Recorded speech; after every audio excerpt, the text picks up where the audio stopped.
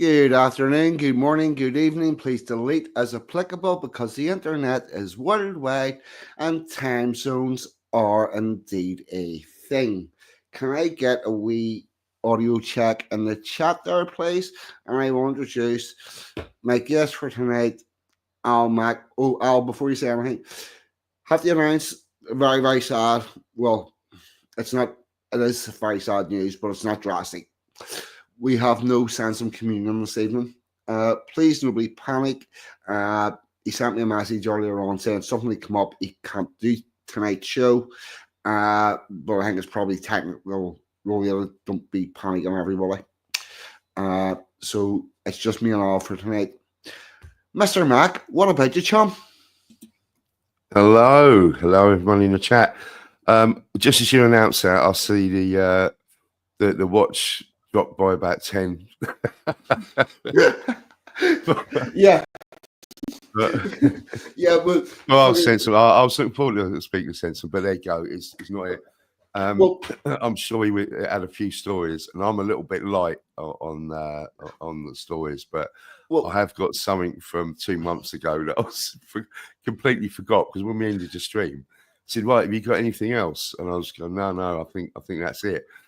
And but I had the whole thing that I was going to do, but never mind, we're going to do it tonight. So yeah, hi everybody in the chat there. It's good to see everyone. Well, this is the other thing. Since Sensum has went down the MGTOW rabbit hole, I've been quite enjoying the fact that he goes in and finds all the feminist bullshit, and I haven't really been doing that as much lately with that madness, and Sensum's took a month off, and I'm a little bit late. I've got some stuff, but we've always got stuff to talk about. I've got some interesting stuff for you about the. We'll get into all the actual content in a moment. I think we'll do the. We'll say hello to everybody first. It should be a first order of business. Fuck. Paka was first in. Here, Paka. Also, if Dave Waffle House is in the chat, if either of you two gentlemen want to jump on, since Sensum's not here, give us a shout. There's Linda's in, and the Fincy Griffin. Bass is in. Anglo-Saxon, evening brother. Yourself, Bass. Sheila's dot. Glad to have you here. Yeah, that's pretty much everybody. So, yeah, if either of them two want to come on, we will indulge them, as it were. Yeah. Dave, I knew you were in bed. Here's the other thing, Dave. Hi, Dave. You watch some of Destiny's madness, don't you? What's going on with Destiny and Nick Fuentes and Laurel Sullivan and all of that? Did you hear anything about that? Because I heard a whisper today and it's very fucking funny. What, a little bumming each other? Yeah, basically. But there's been a few rumours. Right, yeah.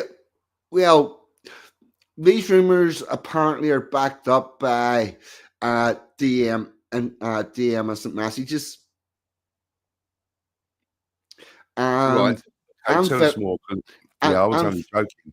Oh, right. And video. Wow. Now, to be fair, I got all this information secondhand off Red Dawn this evening. But do you know who? I take you've heard of Lauren Sullivan. Yeah. Right. You know who Nick Fuentes is? Yeah, of course, yeah. Right. Okay. Right. Do you know of Destiny? Yeah, unfortunately, yes. Right. Yeah, but would you really expect them to be getting engaged in fucking foursomes? Well, there'd be some interesting sort of, post-coitus conversations, wouldn't there, regarding politics and stuff? Well, Apparently the videos are out of Destiny. Oh fuck! Really? Go on, spit it out. Yeah, Destiny. How do you put this? What descriptions here? Sucking farts from Nick Fuentes. What? Oh, come on, man! It's got to be AI, surely. I mean, AI is fantastic if it can create that. Yeah, If it's real, even better. The other thing is, the problem is, I don't know whether or not these people were talking metaphorically or physically. You know, 'cause, right, there are a lot of times you'll hear two men were sucking each other's dicks, and what the person actually means is they were being nice to each other or promoting each other. But it's the rumor going about is that Destiny and Nick Fuentes were. Wow. Well, we can be sure they weren't going to be being nice to each other. Yeah. So it's probably literally. Yeah. You know, it's. We know he's a soy boy anyway, and there has been a lot of rumours about Nick Fuentes, isn't there, for a couple of years now at least. Yeah, but fucking Destiny. Now the other thing is, handcrafted by MG wants to know what the fuck she just walked in on. So do we. Lauren Sullivan. We in the men's rights movement knew that there was something not right with her from like week 2 because she arrived in with pretty much professional video quality, production quality. You know, her videos that were supposed to be girl on the street talking to people had very good cameras and 3 or 4 different angles and perfect audio from everybody. You know, and then she did what she did, and totally not surprised if she's involved in some form of shady shenanigans which got her clout. But fuck me. It's like where do you even go with this? Well, yeah, it's worth looking into, isn't it? I mean, hi Emma G, by the way. I've seen some of your stuff you're doing. It's absolutely awesome. Mary loves it. Yeah, I mean, I see the South Africa one that she did, and I'm sure and another one as well. She did Borderlands was the South African one. That's it. Then she did the European one, which strangely turned into 2 different videos. You can pretty much see halfway through where the writer changed. Right. Is that the one where she was on a boat, a patrol boat? Yes, she was on a patrol boat and she was talking to the migrants and stuff. And you had the first half where she went to the European Union and she gave her talk about migrants and whatnot. And then you had the second half of that film, and the whole slant and emphasis had totally changed. Apparently, it was produced by the 2 people that knock about with Tommy Robinson. Yeah. I think he's got some dirt on her actually, because they were close. Then something happened. We don't know what. I don't know if you know more. You don't get the level of popularity that those people got to the way they did without somebody having dirt on you. I mean, I don't know much about, obviously Tommy is from Luton, and I've only seen him I think I've said on here before, we had shared the same barber at one time, and I'd bump into him occasionally, and I just only sort of know him to nod to, so I don't know him. And it was only sort of really later on that I didn't know much about the EDL really. I didn't have a lot to do with it, but sorry, yeah, you chat again, and sorry. So on Ezra Levant from Rebel Media. Is it Rebel Media in Canada? Yeah, I saw an interview. he's just been arrested. Yes, yeah, that's right. And he was telling the story how he sort of recruited Tommy Robinson and all that and bailed him out and gave him a load of money. So, the money from Israel thing, is it just from Rebel Media, or was there more to it to do with, Mossad or something? I don't know. Probably not a good idea to go into it now because I don't know. But yeah, there was definitely a bit of suspect stuff going on. A lot of money from them. It's really the money end of all that's very fucking strange. Also, once you begin to understand how money gets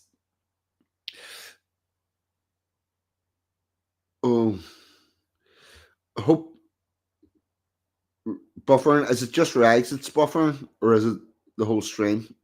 Because it should be okay. Honestly, don't know Anglo, but I'll tell you what I do know. I do know how money generally gets the activists. And what will happen is you'll have something like, I don't know, Day of Transgender Visibility, right? And so local government authorities will hold events for that. And at those events, they will have speakers. Those speakers will come from the activist groups, and those speakers will be paid somewhere between £500 and £1,500 for their 40 minutes talk. And then that money gets divided mostly to the organization with a little bit to the speaker, and that's how that money all gets circulated.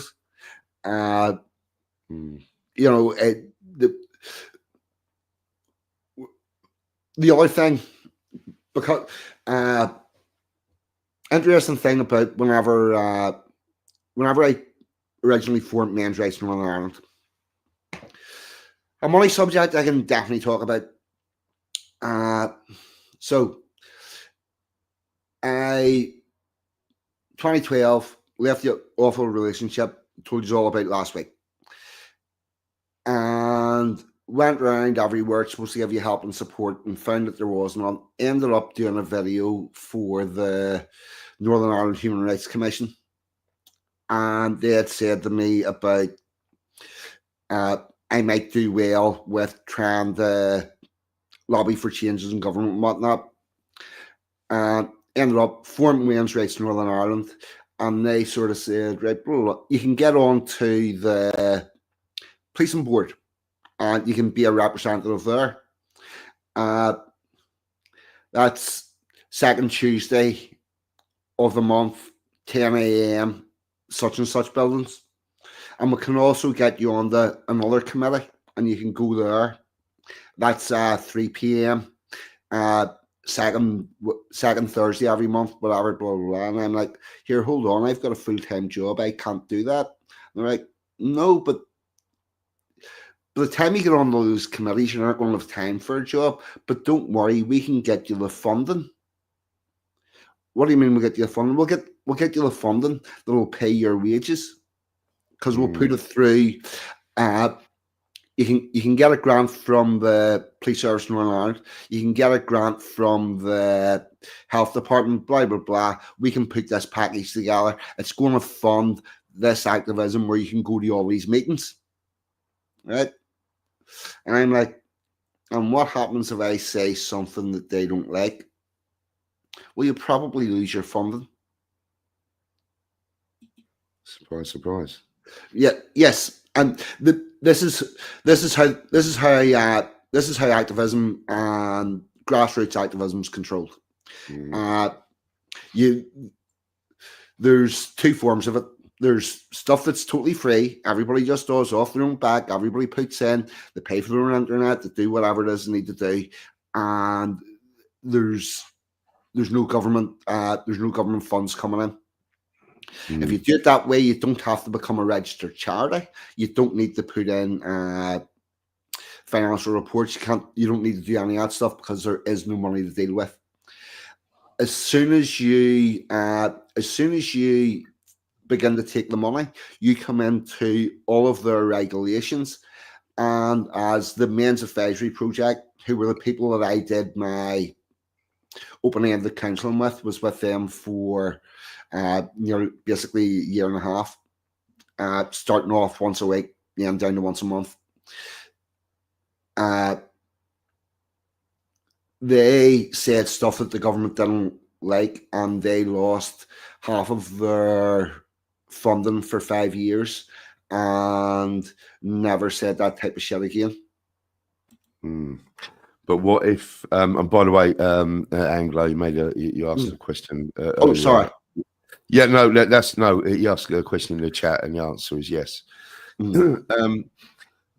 So, but if your funding is coming from Canada, possibly via another country, and it gets you lawyers, which is because I found out a lot about that stream about Tommy Robinson that I didn't know about at all. How he got lawyered up, and we're talking about like 50 grand and stuff like this. He was given cameras, a job for Rebel Media. So there was quite a lot of funding going on. It's interesting. By the way, that lawyer funding, see whatever they say it was, that's not real money. Right. What do you mean? Right.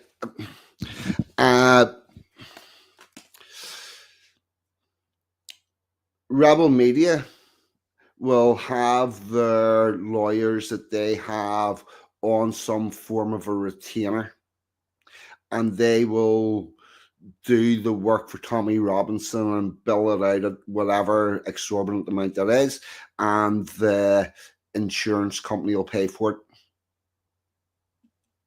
Right. Okay. Right. Yeah.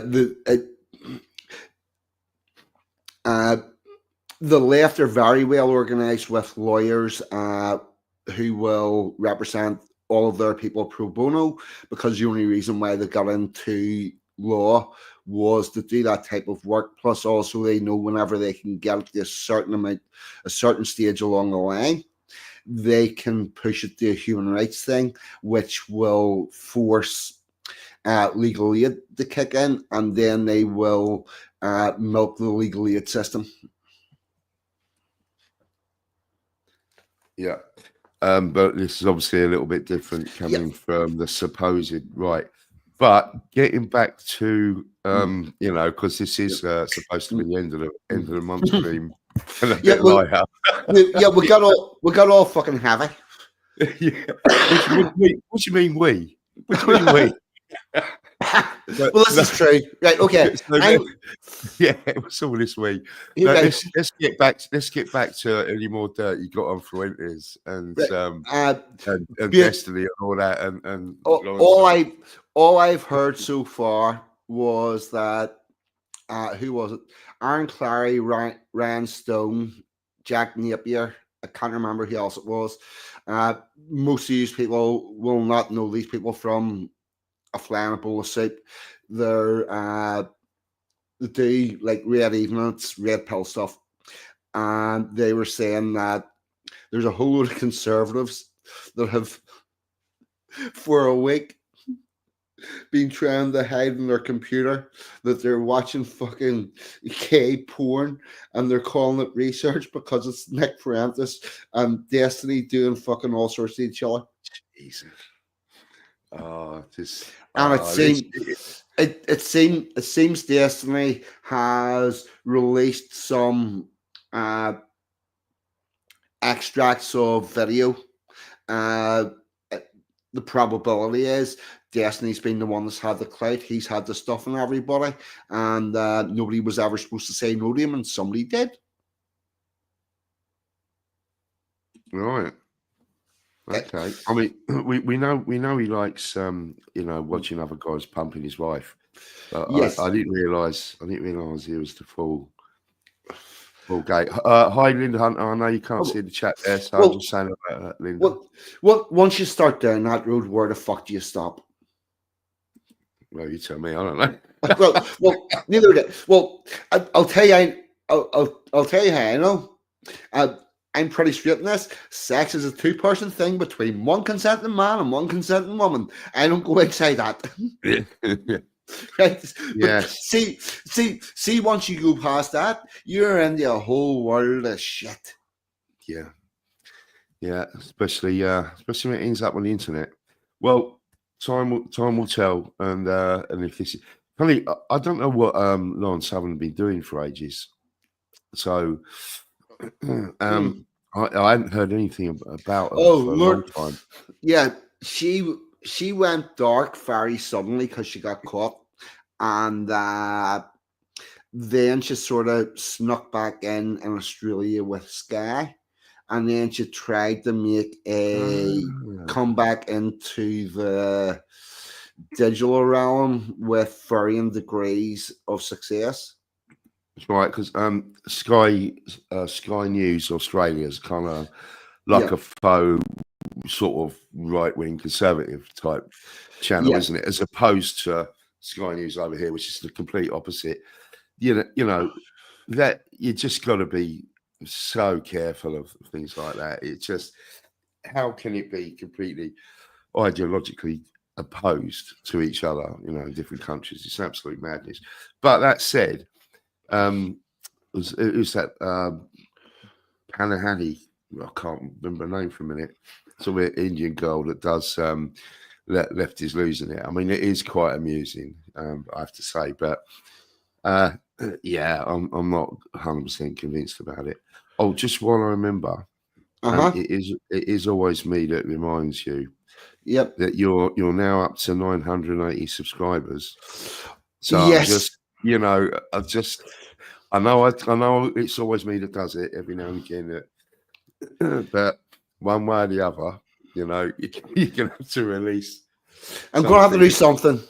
Rita something. That's it. Rita Panahani or something like that. Yeah, it's going to be a little bit of a reveal. Obviously, it's not going to be the full face reveal. We understand that, but I think we need to celebrate when we get up to 1,000 subscribers there. I think there will be something.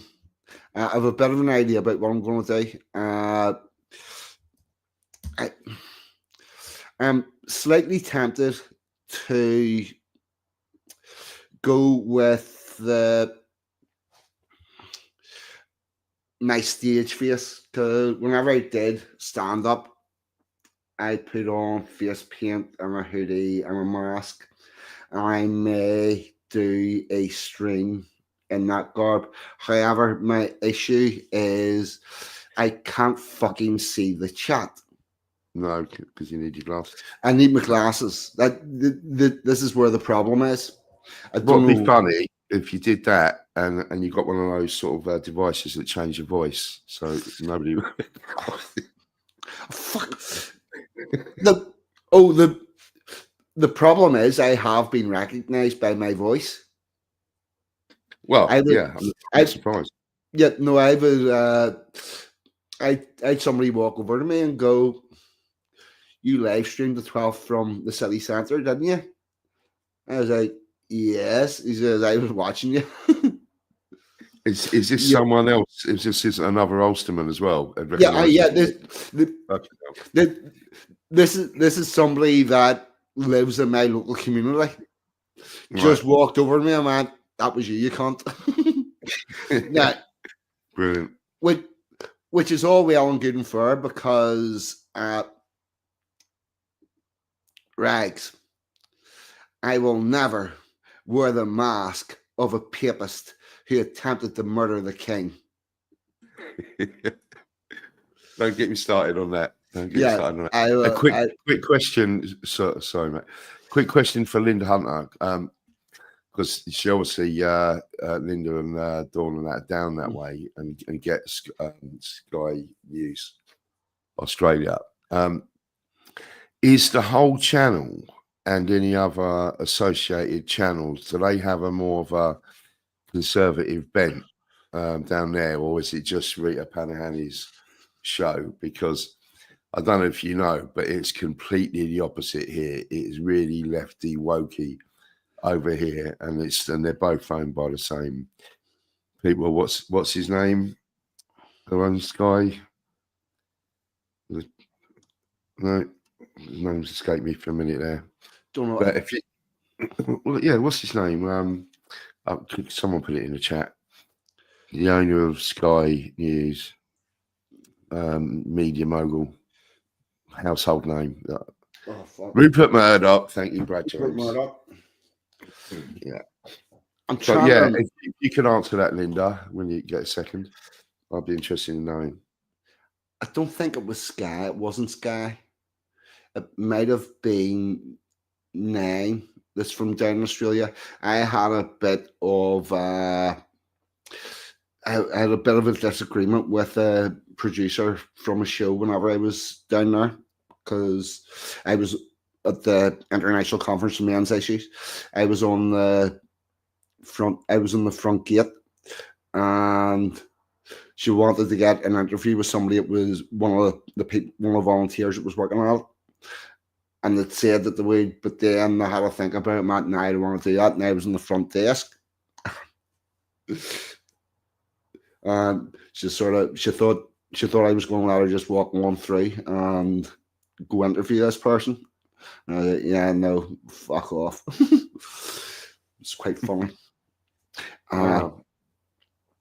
Right, hold on. We're also like almost half an hour in. I have not done any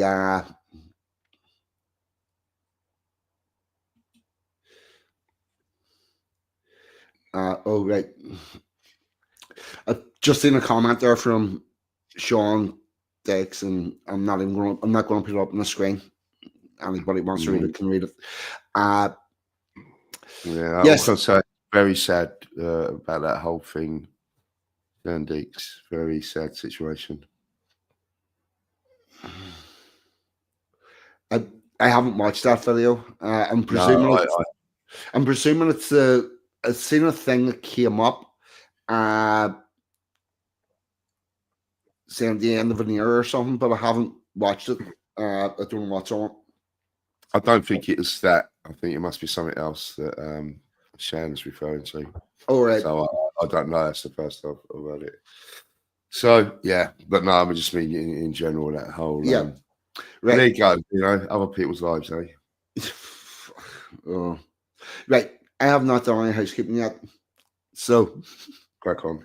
Oh, and Sensum didn't say me any, but we're gonna batter through this. Rags, can you let me know in the chat if you have a guest this week?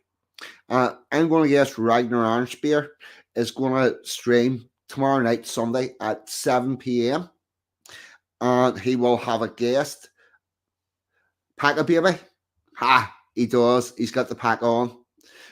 So that'll be Rags, Packer, Jack London. Rags' channel tomorrow night, 7 p.m. You'll like that. John Davison, I think, is Tuesday and Thursday at 8:30, possibly 9 o'clock. If you watch, John Davison, so there's that for you. Resisting the Lies. Has just docked himself. I'm reading fucking comments now. Sorry. Where else was it? Yeah, I don't know.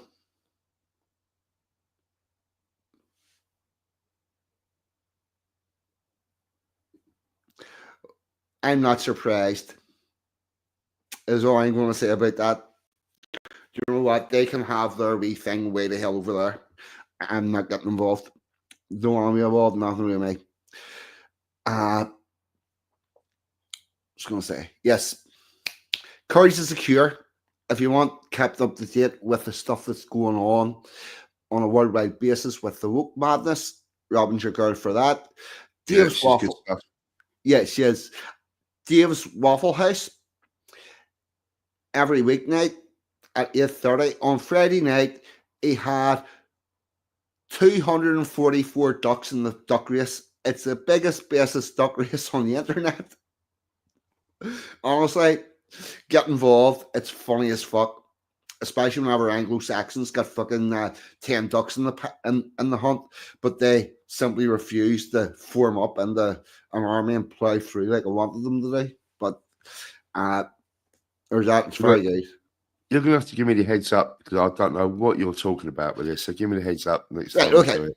I'll try and catch the stream. Right. Dave streams every night during the week.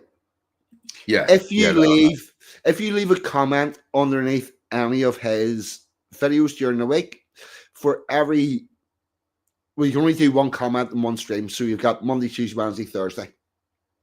You can get yourself up to 4 free ducks. Every time you comment that, you get a duck, goes into the duck race. Just after 9:20, all the ducks are in the pond, and it's a digital thing. It's on the screen, and for 4:20, the ducks swim about, and whichever one gets past the finish race first wins some form of a prize. Hang on. What ducks? What ducks? I don't get it. I might be being a bit thick here, but they're digital ducks. Oh God! I thought they were going to be real ones. No, obviously not. Oh, okay. The real. Is it a game or something? Is it? Like it's a game. It right. Comes up on the screen, and you've got like a river, and you've got all these little ducks, and they've all got names on top of them, and they're dressed differently. And fucking Donald Trump duck won the race before his election. It's fucking mad. Brilliant. I'll have to try and catch that. Give us the heads up next time it does it. Yeah. I've done... I'm gonna tell you better than that. Emma G bottom. Yeah, it does sound insane, Dave. Yeah, it does. Yeah. Right. Emma G bottom an advent calendar of rubber ducks. So from tomorrow, because he's doing a special.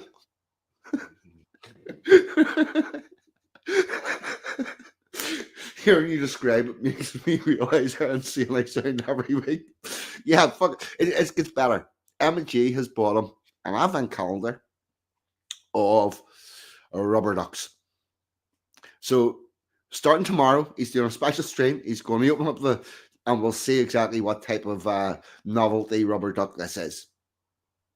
Now, what he doesn't know, because he's thinking he's going to give these rubber ducks away as prizes and stuff. Fuck that shit. What I'm going to do, I'm going to cajole him and to find himself a nice local river that he can put a bit of a net at a certain point and get that across and go up and chuck all the ducks in and get them to physically race and video it. So we're going to have a fucking a duck race in a river as opposed to on the screen. But I swear to fuck that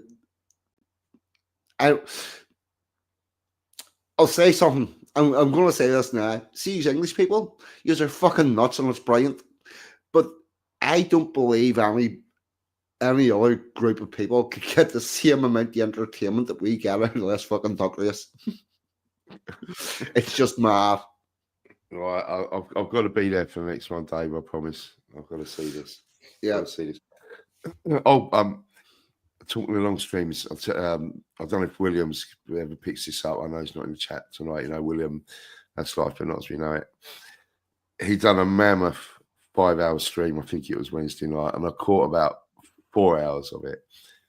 Talk about Operation Paperclip and all that, and I went to bed and I had the Bluetooth hearing. And I think I woke up about an hour later. Like, I fall asleep, you know. I woke up about an hour later and he's still going. It's amazing. 5 hours. Absolutely mental. And before why Packers there, you just reminded me. I don't know, 42, whether you saw any of Chris Dangerfield's stream earlier. Did you see any of it? Yes, I did. I didn't see all of it, but I seen a chunk of it. Right, I came in an hour late, so but I didn't want to miss the start, so I pulled it back to the start, and beyond when Packer came in, and Chris and Packer were talking about what Keir Starmer had said, and about immigration, and I can't believe this. So, Chris, if you're listening in the background now, sorry, mate. You know, I've got a lot of time for you. But you were talking bollocks, mate. Absolute off the mark, well off the mark. And Packer was trying to pull him back in. But I think so living away, he obviously keeps in touch with the politics that goes on over here, obviously. But not living it day to day in this country. He honestly thought what Starmer had said a couple of days ago about reducing immigration and all that. He actually believed that. He actually believed it. And it was, mate, come on. And Packer was trying to, you know, sort of pull him back round without, you know, making him look an idiot. But it was like, come on, Chris. No, what's happened is Labour are in a hell of a lot of shit, and now they're prepared to say whatever the fuck they think people want to hear to fix it. They're desperate. I mean, and it was absolute bullshit. Yeah, but they want to say the words, they don't want to do the actual fucking work.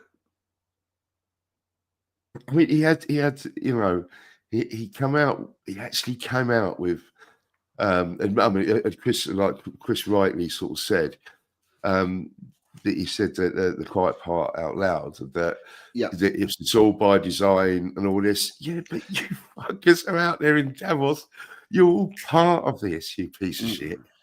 You know what I mean? It's as if, it's just unbelievable. I'm not thinking Chris out here, but I was surprised that he fell for it. Plus, he also tried to blame it on Brexit.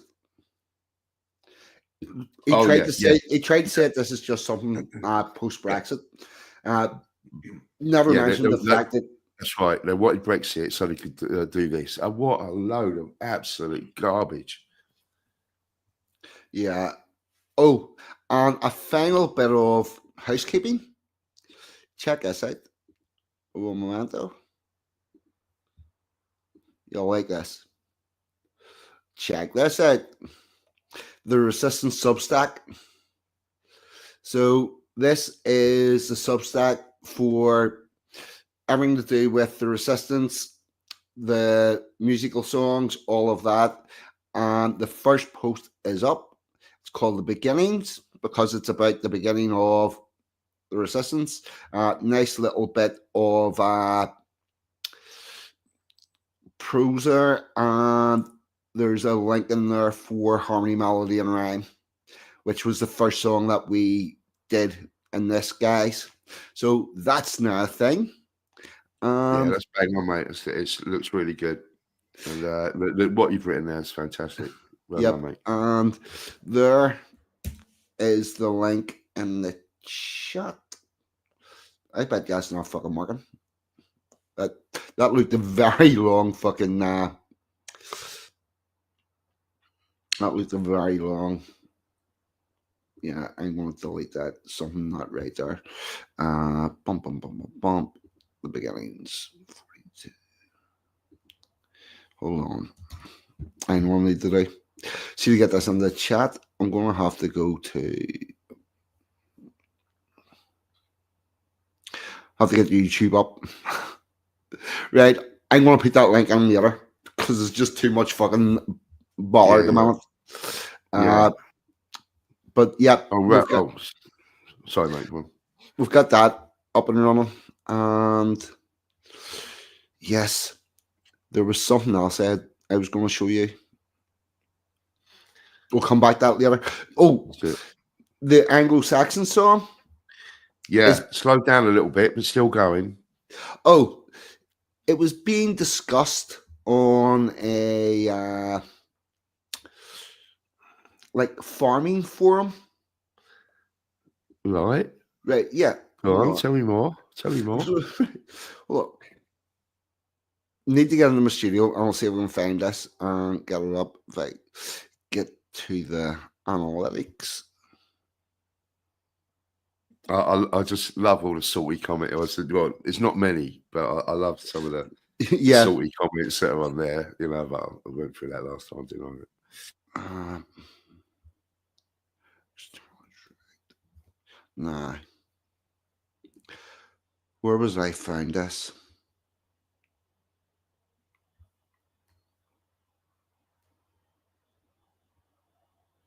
Right. Well, Right. Yes. Check this out. This is going to fucking blow your mind. So, this is external sites or apps where the traffic came from. TheHuntingLife.com, 21% of it.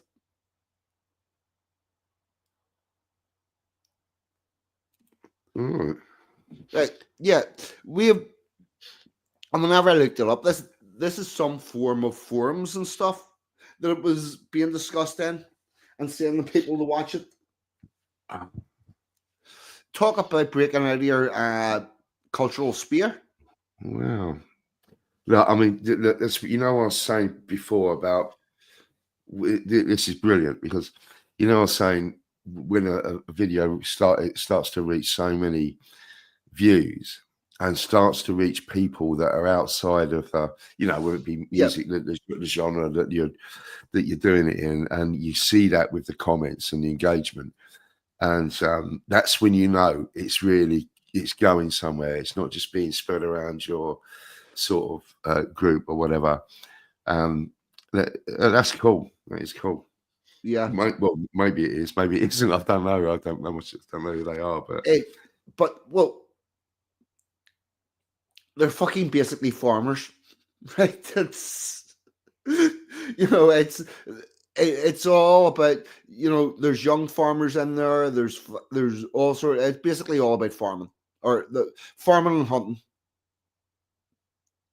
And it's not exactly that. I tell you what, I don't think there was too many working class people in there. No, because the hunt, all that hunting scene is a bit more upper class, but it was fucking strange. I found that strange. Look at that unique viewers, 7.2K. For that to get around, YouTube must have really been helping it with the algorithm, and I think that they've just reached a point they'll just stop showing it or whatever. Who knows what they do or why they do it? Well, it's still sitting at if I go back to my dashboard,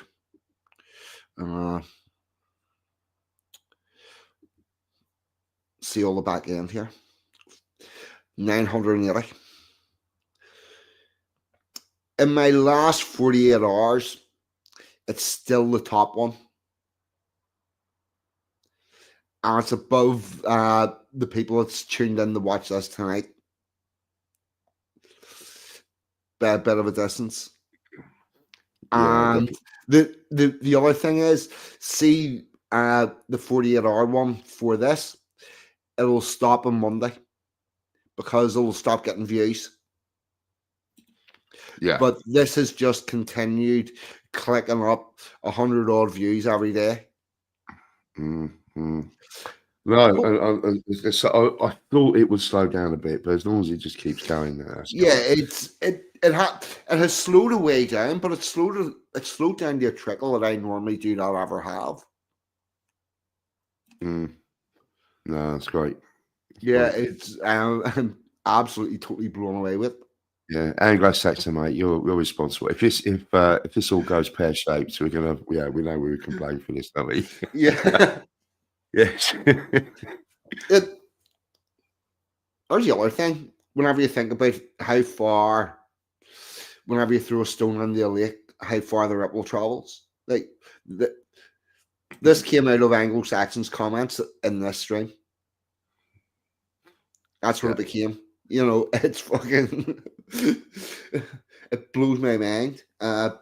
One thing that Chris definitely got 100% right tonight, that nobody had it on their fucking bingo card that I would end up part of anything musical. Right, I don't think I heard that. Did you go on? No, I didn't go on, but we went out to dinner, so yeah. Yeah, but I had commented on the stream, and Chris has said, let's have it right. 42's been around these parts for quite a while, and nobody had him as being a rapper. Yeah, Yeah, You that know, is. Yeah, well, there you go. See, I saw something in when you sent me that MP3 over with your voice doing the poem. I saw something in there. See, so I'm yeah, going to take credit for that, not you. yeah, MC42 in the chat. Yeah, brilliant. right, absolutely mad. Right now we've done now we've done all that. We'll, we'll have a musical interlude before we start Yeah, on your content. cool. I'll nip out for a quick smoke while that's on. Right. Don't play Anglo-Saxon. It's only I No. won't have enough time for 2 minutes. Yes. I think since we what we'll do is we will play harmony, melody, and rhyme, and while we're doing that, I will get the link, the good link, and get it into the chat. I think that's what we'll do. And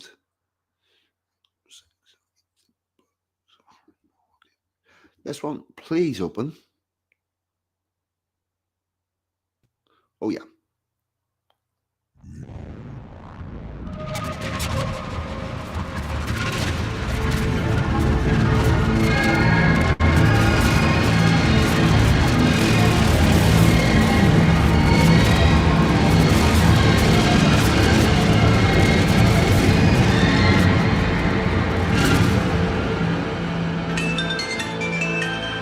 Hello, this is 42 speaking. Welcome to the Resistance. You are not alone, and we shall walk this journey together. What about you, John? If one brings a guitar and one brings a voice, then they stand together and make their own choice. Let us gather together those that can perform, and from the scarred timbers build our own platform. From that grand house they tried to burn down, there's gold in the ashes if you look around. Let us gather together those that can perform, then from those scarred timbers build our own platform. Build our own platform. We will sing words of wisdom. We will sing world. Harmony, melody, and rhyme.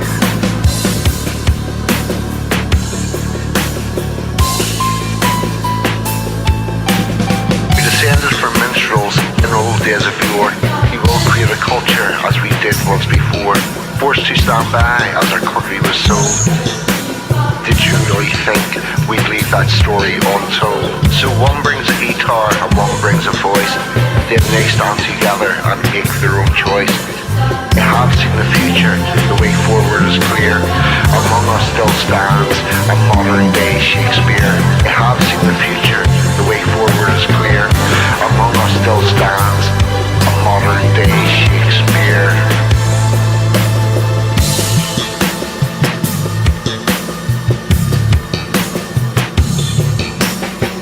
Stand by as our country was sold. Did you really think we'd leave that story untold?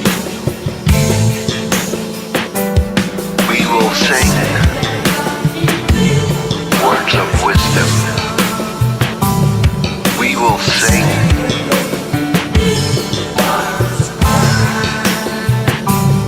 we will sing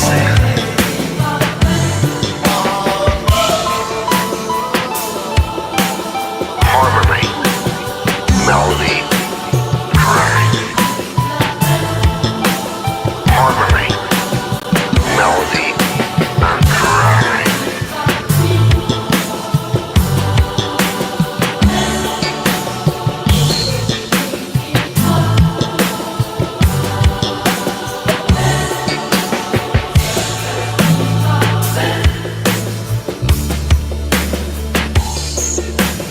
So one brings a guitar and one brings a voice, then they stand together and make their own choice.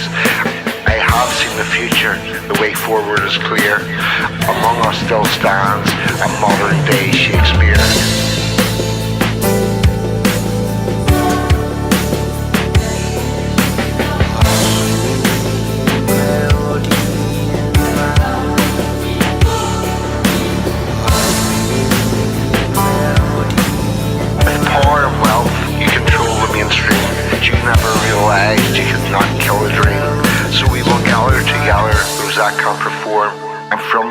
timbers, build our own platform. You're talking to 42. What about you, chum? If one brings a guitar and one brings a voice, then they stand together and make their own choice.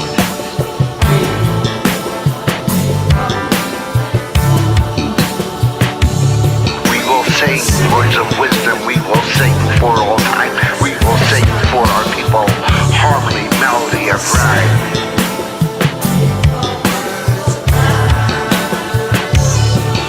Sing words of wisdom, we will sing for all time. We will sing for our people with the ancient trilogy of harmony, melody, rhyme.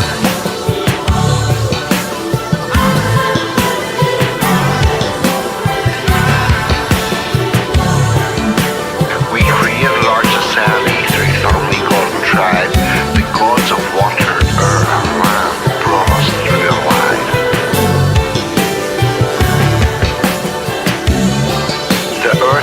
The sun each became a deity, independent parts of another trilogy.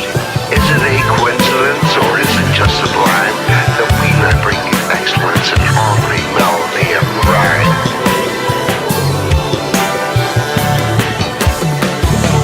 With power and wealth, you control the mainstream, but you never realized you could not kill a dream. You cannot kill a dream. And we shall walk this journey together. There we go.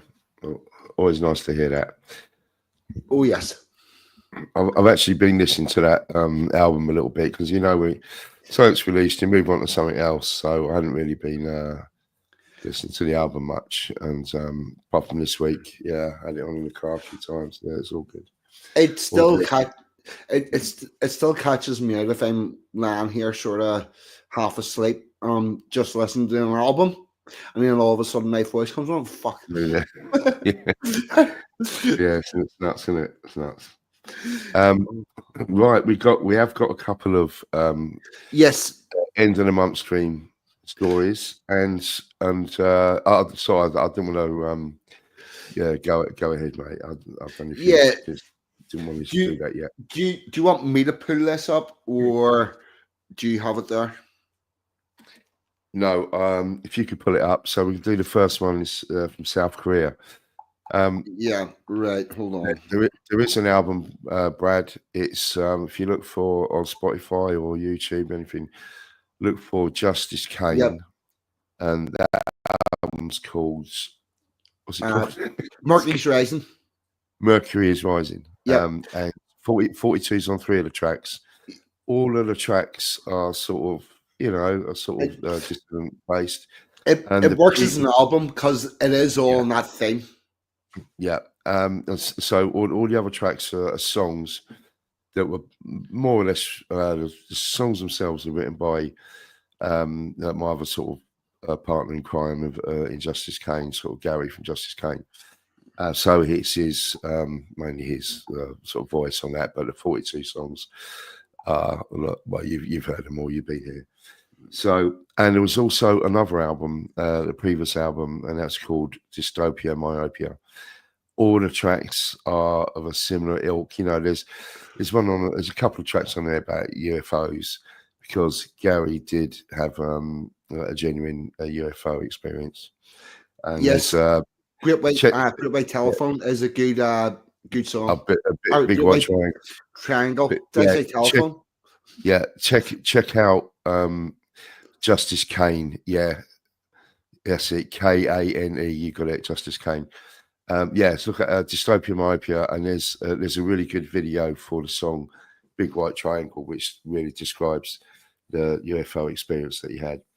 I believe him. I wasn't there, but I do believe him. I've known him since about 1986. And there's all kinds of other stuff. There's a song about harp. William has featured that on one of his videos about harp. One about the Masons. It's all kinds of stuff. There's a great song on there called All's Well. No, All Well at All's. But what's it called? Words of Orwell. Well, there's Words of Orwell is on the new album. I saw, yeah. There's another Orwell song. What's called from it? This is all. It was pre-Coof that we did that one. And that is it's really quirky. That's a great tune as well. So it's all good stuff. It doesn't really have a genre. The songs are about sort of conspiracy and dissident type content, but all the music's different. Every track's completely different. So it's very good music. Yeah, you featured quite a few of them on here, including Big White Triangle. Yeah, there's a lot of proper pro video for that. And you know, I've got to thank you again for sort of featuring a lot of that stuff, you know, way back, you know, when I first started coming on with you. So, yeah, Brad, definitely have a look. It's good stuff. Yeah. Oh, here, Brad, you will also find Justice Kane on YouTube. Yeah, YouTube, Spotify, iTunes, everywhere. I'll send you links because I need to send you a message anyway. I'm so fucking I've been a little bit disorganized lately, but I feel like I'm eventually getting everything back underneath my feet. And I should be starting off next week with like a schedule and shit and being organized. We will try. But anyway, yes. It isn't the end of the month stream. Almac is on. So we're obviously going to have something like this. University World News. University pays students cryptocurrency for their poop. Oh, take it away, brother. What the fuck have you found? Well, yeah, this is a great one. After my discovery of the poop steaks on one of the original In the Month streams. Listen, people, I don't go looking for this stuff, right? It just it just finds me. Yeah, no, to be fair, I think this is I think this is featured on Paul Joseph Watson or someone like that did a little piece on this, and I was like, see if you don't go looking for this, I need to have a word with you about your Facebook or Twitter feed because something's gone very wrong. It's worrying, isn't it? It is worrying. Yeah. But basically, this South Korean university, if they go to this one particular toilet, she's got in, if they go into this, I've seen it twice now. Just come up with the other screen. One particular toilet, and it's harvests all the feces. I love that word. And it goes down. What harvest? Should harvest and feces be in the same fucking sentence? Well, after the poop steaks, then yes. Yeah, obviously. So if we're going to turn poop into steak, why not? Yeah. So basically, all our energy worries are over. We don't have to worry about net zero. We don't have to worry about the farmers being kicked off the land or anything like that, because we can turn all these feces into methane, and we can use it to power everything. That hot water boiling, solid oxide fuel cell. Students at 10 units of digital currency. Gigul. Ooh, that doesn't sound good, does it? Or honey. Jesus. Every time they use the toilet. So I think this will, could possibly catch on, and it could be the answer to, the world's sort of energy problems and and the climate crisis and all that. Look, I can see a very dangerous problem here. The only reason they have not sewed up all the white people's assholes is because shit's not worth anything. If you change that, somebody's going to be coming after it. They're either going to want to collect it for free, take it off us, and feed us diarrhea, or they're going to sew the fucker up. Well, maybe the South Koreans maybe got a slightly different diet. Yeah. Maybe it's like a very rich sort of fuel cell, richer than Western diet. I mean, I don't know. I'm not really a biologist. Or chemist.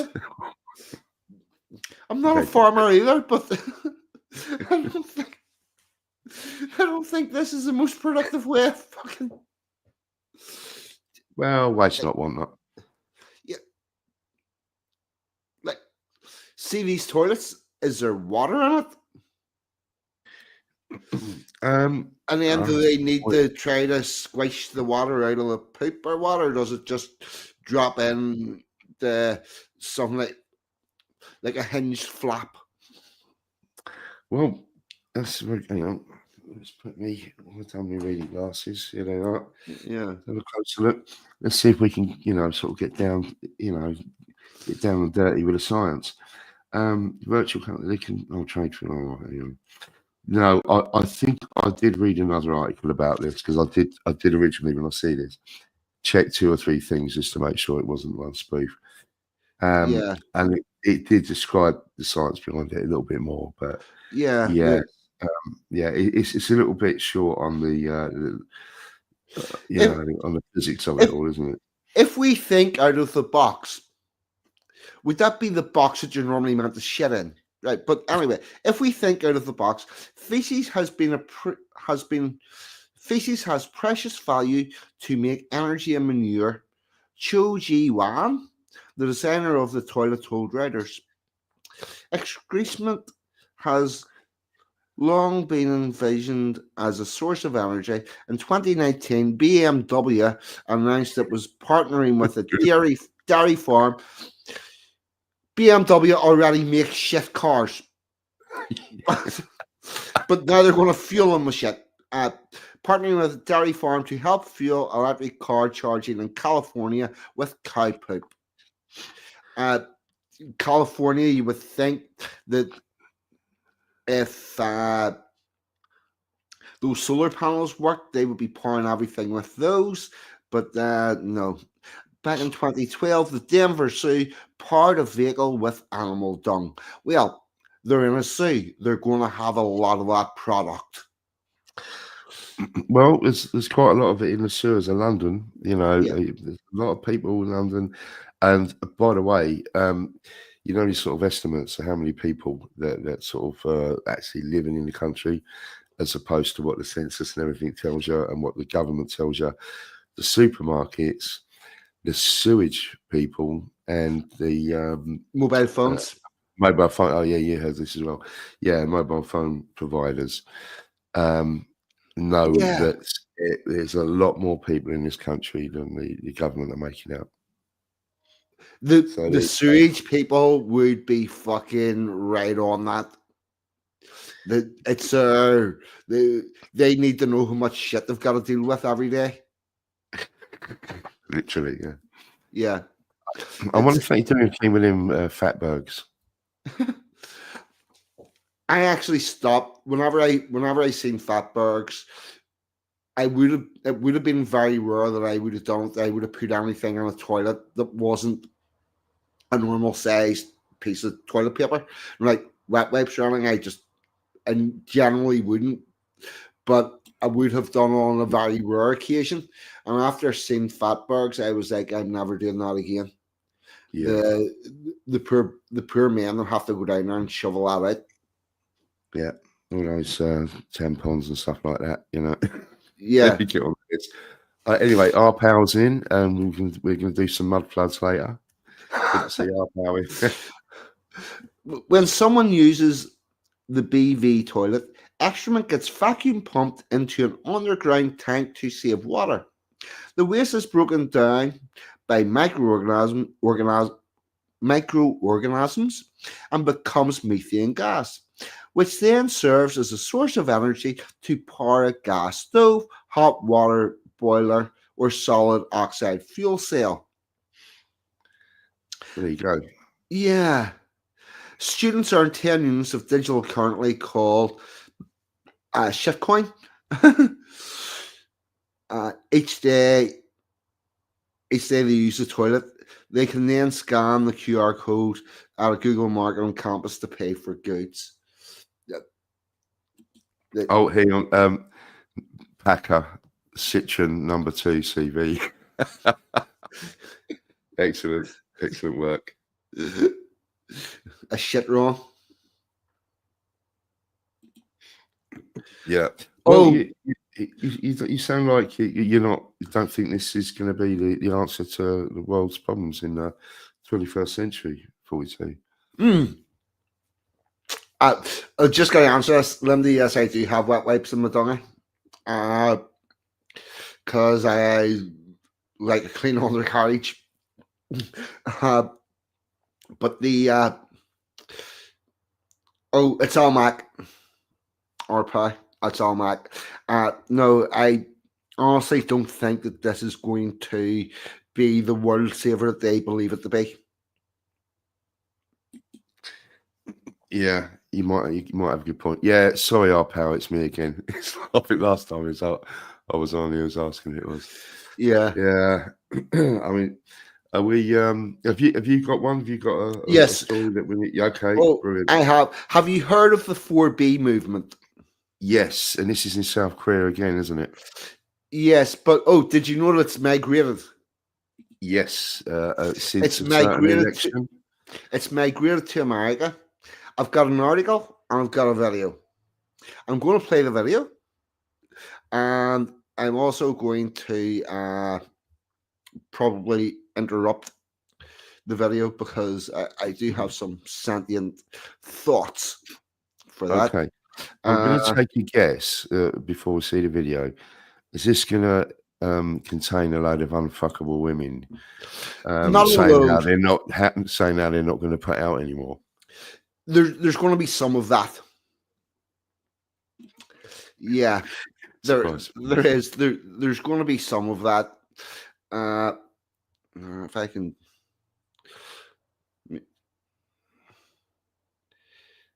yeah, this thing does have advertisements. I need to get past those, and they're not even skippable.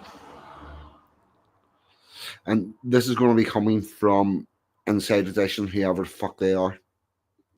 Know nothing about them. I'm just stealing their stuff. Right, here we go. Share screen.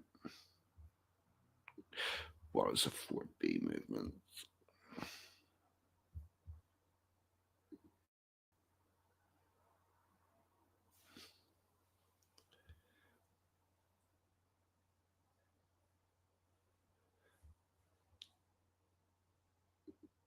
Is this working at all? Yeah, there's no audio though. Yeah, and it's got a death spiral as well.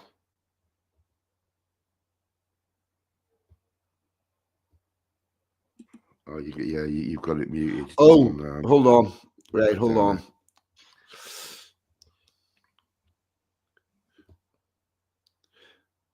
Right, this may start to work now. Are actually swearing off men. There's no. Right. I think I have one window too many open. I think it's going to work now. In the wake of Donald Trump's historic win, there's a new movement sweeping America. Disappointed women are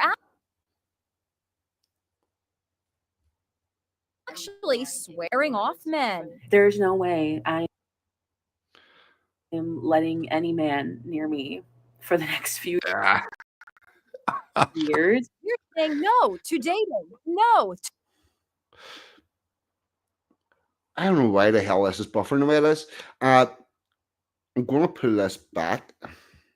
See, does it play properly? I'm also going to give it a moment. So what's happened is this guy Trump has come into power, hasn't even got the job, and already he's got the American women deciding not to be sluts anymore. That's a hell of a leap. That's amazing work. Historic win. There's a new movement sweeping America. Disappointed women are actually swearing off men. There's no way I am letting any man near me for the next few years. They're saying no No to dating. No to marriage. No to sex. Celibacy, at least to me, isn't that hard. And no to having children. Like so many other women in America who have been considering trying to get pregnant. Here, girl, I just want to tell you something. See if you're considering trying. You're trying to throw a fucking Hail Mary pass because your eggs is gone. That you hit that wall doing about fucking 70 miles an hour. You've partied away all your time. You've got no eggs left. You ain't having a baby anytime soon. Or if you do, it's going to be fucked up. Tell it like it is. Yeah, well, these people need a blast of reality. I woke up today and said, nope, not anymore. This woman is actually shaving her head in protest. It's being called the 4B movement, and women are taking to social media declaring their allegiance. The 4B movement was actually started by women in South Korea back in 2019 as part of their version of the Me Too movement. The number 4. It had absolutely fuck all to do with Me Too. What it has to do with is gender studies and whatnot was not part of the Me Too movement. It's actually more akin to a female version of Me Too. Women going their own way. But do continue with your bullshit inside. Refers to dating, marriage, sex, and children. This movement's way more important now than ever. 26-year-old Alexa Vargas joined the movement 2 years ago and expects a surge of interest in the wake of the Trump victory. So you, in 2022, swore off dating forever. Not forever. We're not going to settle for low-value men that don't respect us anymore. But lots of women are mocking the no marriage, no sex movement. Wait, that woman was cutting her hair off? Oh, bold. Wild. The fact that these crazos are out here, they're like, we're not touching men. I hope that means more for me. That one at the end, there, that's brilliant. That's brilliant. And of course, no one's touched on the fact that all these abortion clinics in America are probably going to have to shut down now because there's going to be no more abortions because, they're not putting out. Well, so there you go. What can we say?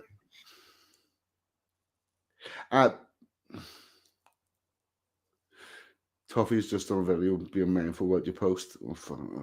He's a fucking wanker. Right. What I'm thinking is they're saying that they're stopping having sex because the abortion rights have been reduced. Apart from the fact that the abortion rights have not been reduced, was always a state's issue. But it's like you're thinking about consequences and that's changing your behavior. That's called being a fucking grown up. And there, I don't know whether that's true, but there was apparently some American girl, early 20s, told her father and her son, or father and her brother, that she was going to do the 4B movement, and they both her brother said, "Well, at least you'll stop being a slut," and her dad laughed. It's what the fuck that. Where they suddenly become immoral, and why go with something that's Korean? It doesn't add up. It doesn't make any sense. I know, and the joke is that these women are doing what sort of conservative men in America have wanted them to do, and they've been so stupid that they're sort of they've fallen into it. Just falling into the trap as well. It's just, no more purple hair, no more multiple face piercings, no more multiple tattoos, no more fucking everything that moves and calling that a win, no more shouting out your abortion, no more shouting out your chlamydia, no more lifting the skirt, no more fucking exaggerated or simulated sex in fucking public. They're like, stop fucking promising us a good time. Yeah, that's right. Stop teasing us with what we want. Yeah, fucking what you're gonna start to behave like ladies, please. I'll tell you what. As I told you, me and Ali went out tonight for a bit of dinner, and it's nice enough, good place somewhere I ain't been for a while, a little pub out in the country. But the waitress behind the bar there, she had normal hairstyle. It was long, put back in a ponytail, a lot of hair, blue, just blue, and she wasn't the best looking girl. Why is she trying to deliberately make herself look as ugly as fuck? Well, why do that? It brings me back to frogs and snakes. See, if you see a frog, and you can hardly see it because it's like dark green and it's camouflaged into the bush, it's probably not going to do you too much harm. See if it's bright fucking colors and orange and shit, and same with snakes. They're that color so as you can spot them and get out of the way because they're feminist. It's nature's way, Yeah, it's nature's way. It shows off. It shows off the danger signs. That's fucking lunatics, absolute lunatics. Yeah, I mean, I think this one is going to die out pretty quick. Oh, I mean, we had the women's march. Yeah, the Pussy Hats back in 2016, and I think that movement went on for a while.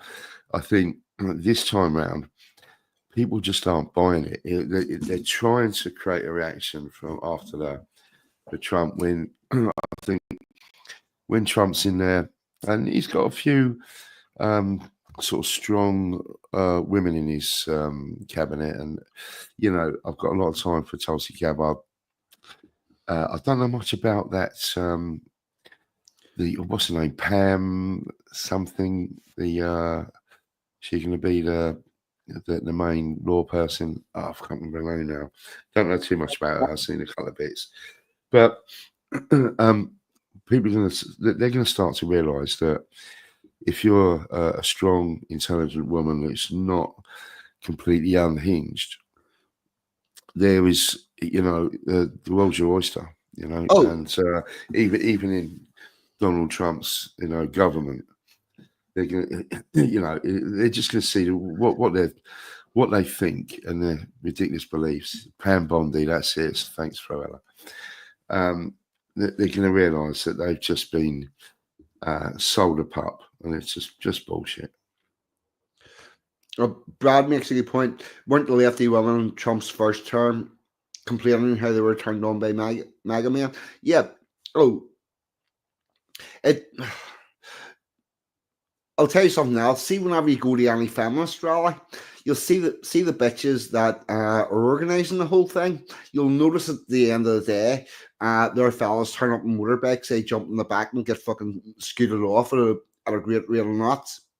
It turns out women are attracted to masculinity. Who knew?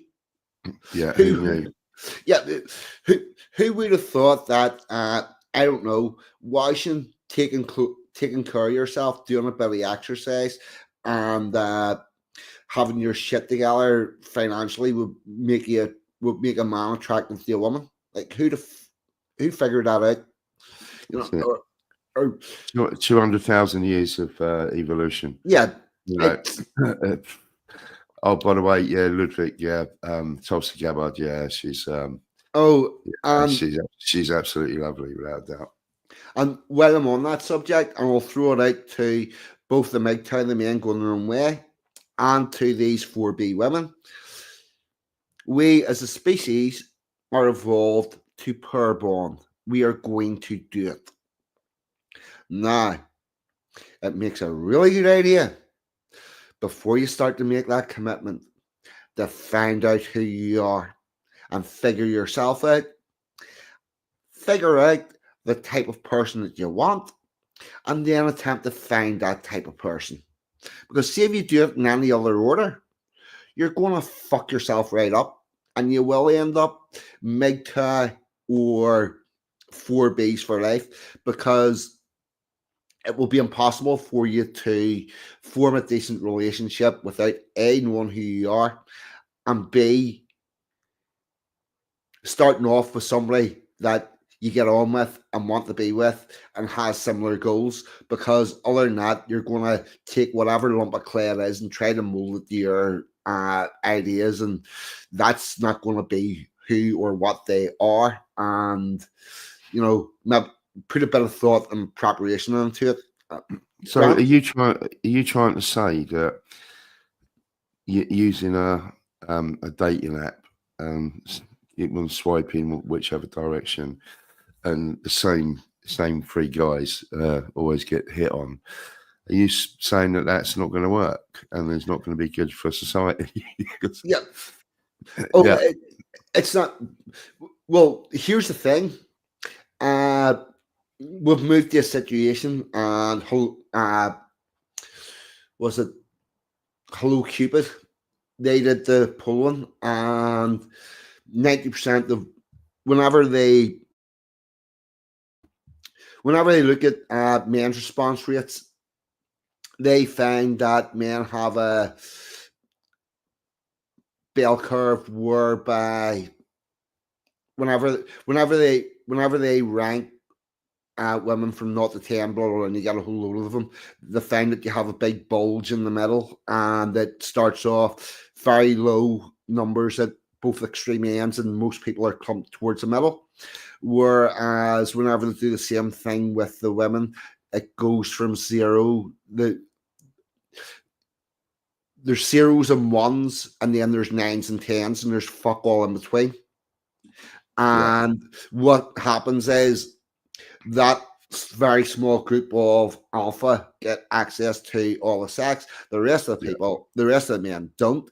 The women are totally pissed off because they're constantly having to share, because only the best good enough, even if it's a fucking timeshare basis. The men are pissed off because they can't form proper relationships. Nobody's doing anything that's any good. Creating children, building a bedrock in a community, and things will go to shit. Yeah, exactly. And that's where you got guys who might be a 7, because of the 8, 9, 10s ain't getting a look in. They're hitting on women that are 3s. They're just, and also that's sort of one way of sort of categorizing people. But really, at the end of the day, see if you want to do a social experiment, as you'll like this. This is good. You and I go to a pub about an hour before closing time on a Friday or Saturday night and just watch what happens. Because what you're going to find is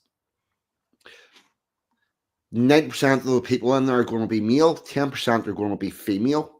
And the males will practically form lines to have a chance at trying to chat up one of these women. And they are literally, and they've been doing this since before Tinder was, they're literally swiping left right in front of you and going, no, next. And whenever they get whenever the one hits the spark, off they go. That's amazing. I mean, I've seen so many times when, because God, back in the noughties, late 90s, noughties, I was gigging 3 or 4 times a week. And Ali would usually come to at least a couple of gigs a week, and we'd be playing in, pretty cool nightclubs and stuff like that in London. Guys would just be round her like flies, right? Yeah. But she's so good at batting them off. Yeah. And like a sport, she's so good. Practice. Yeah. And the thing is, they can't want to dance for all shuffling up and trying to get in her face. And you seem to have other girls as well, obviously. Yeah.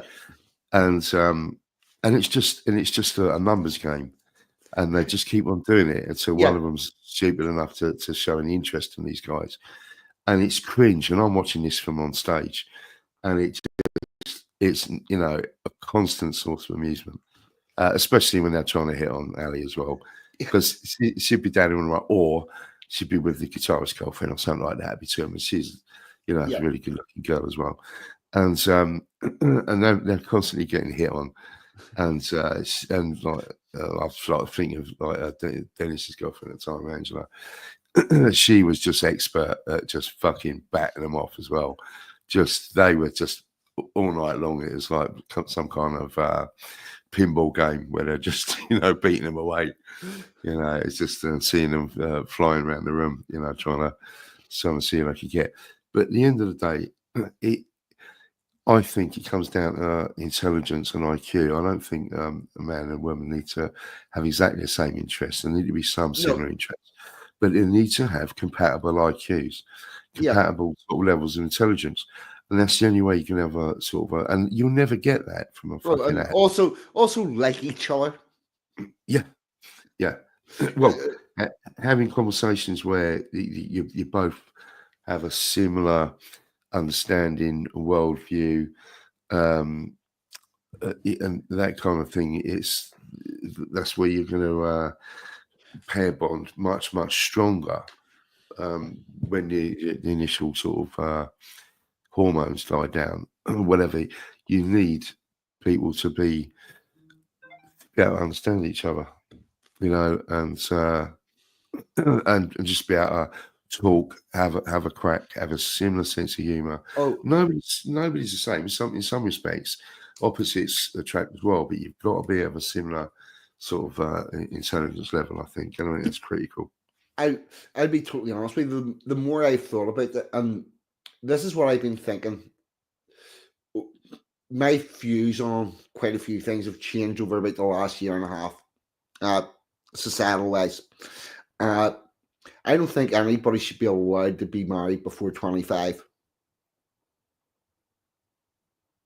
Well, that's an interesting take, because society, really, in the last few hundred years, people were getting together at 16, weren't they?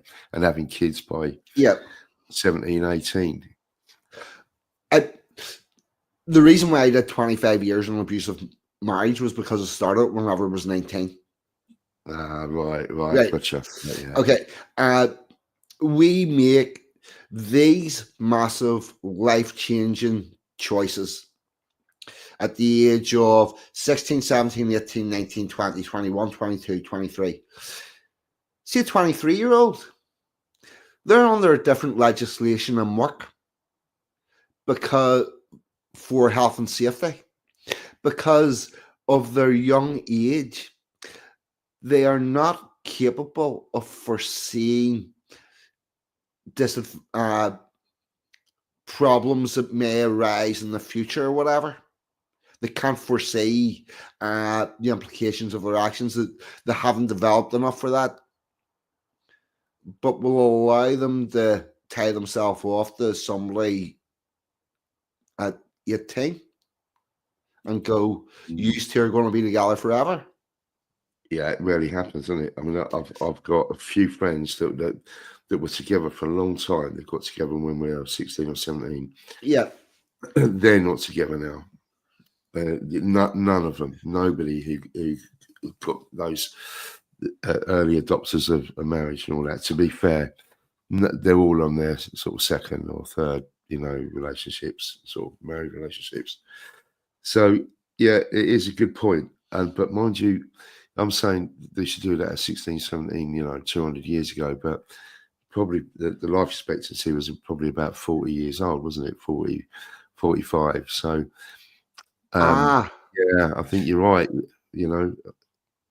It is completely different now, and I think you have to get all that sowing the seeds out of the way. And I think you're not a mature, adult really until you're 25. Some guys probably not a mature adult till they're over 30. But some women could be quite mature, 22.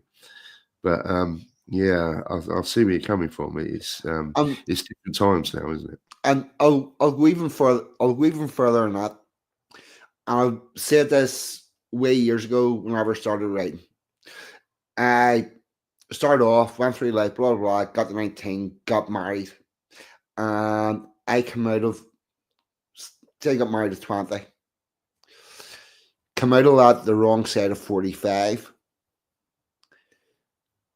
I hadn't developed to a normal 45-year-old's maturity because I hadn't had a normal 45-year-old's 20s. Yeah, definitely. And it has. I feel like I'm only getting myself. I'm out of that 10 years or 12 years now. Come up 8 wonderful years with MG, and I feel like I'm only getting myself back to where I should have been now, if you know what I mean. Yeah, that's so sad, isn't it? It's Yeah, like years, probably your best years as well, just fucking wasted, man. It's just yeah, you know, so sad. But having said that, everything I've been through is what makes me who I am. So you've got that. And where I've actually pitched up at with MG, I could not be a happier person. No. You know, I got a really good relationship. Everything's good. I've got a social circle, albeit it's mostly digital, but I've got. I feel like I've got my. I feel like I feel like I found my space in the circle. And you're an international rock star now? Yes, international rock star, which was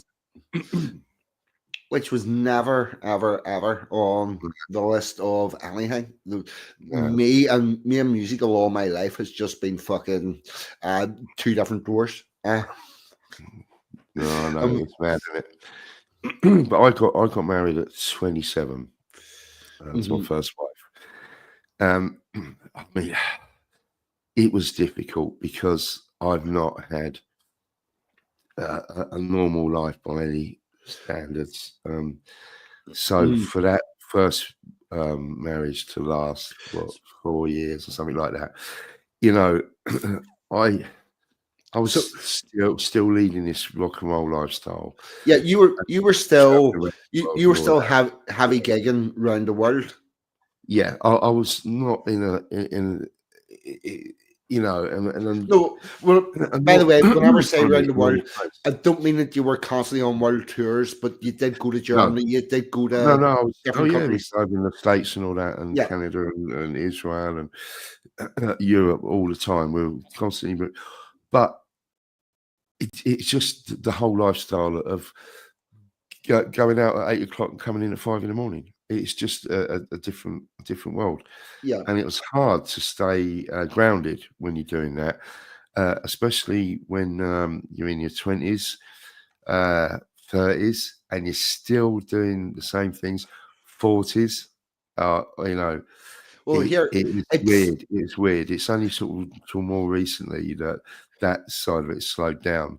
It's hard enough being a married person in your 20s working night shift with the spanner that throws into everything.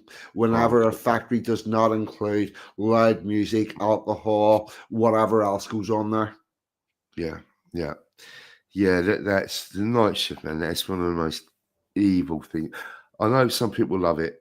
And I know some, you know, I think usually when the night shift in your most companies, you earn more money. My old man was nearly on constant nights. He worked at Vauxhall. He was a millwright. Yeah. And for the extra money. Yeah. He was virtually constantly on nights, and we had to be so quiet in the house because the old man was always in bed during the day, and he'd never be there in the evening. He did what he had to do, but it was horrible. It was horrible. It's a very typical working class thing to do. Right, okay. This is how I make more money. I work more hours, or I work more on sociable hours. This is how I make it work. You know, it's very unfortunate, and you don't realize how much you don't realize how abnormal it is until you stop doing it. Mm. Yeah.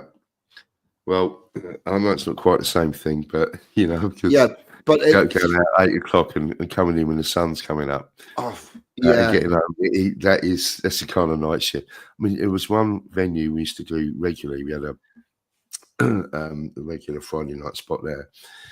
We didn't start till 1 a.m. So I wouldn't leave the house till about 9, 10 o'clock at night and get down there. Start 1, the club was open till 4, and I wouldn't be getting in till 5, 6. It was just mad, and I just thought this is. But that was only 1 day a week, that we were doing that venue, and I thought this is not a normal lifestyle. And when you're and the sort of the drinking and the drug taking when you're on tours and all that, that's that's an inevitability. It's an occupational hazard, the drinking and the drugs, I'm afraid.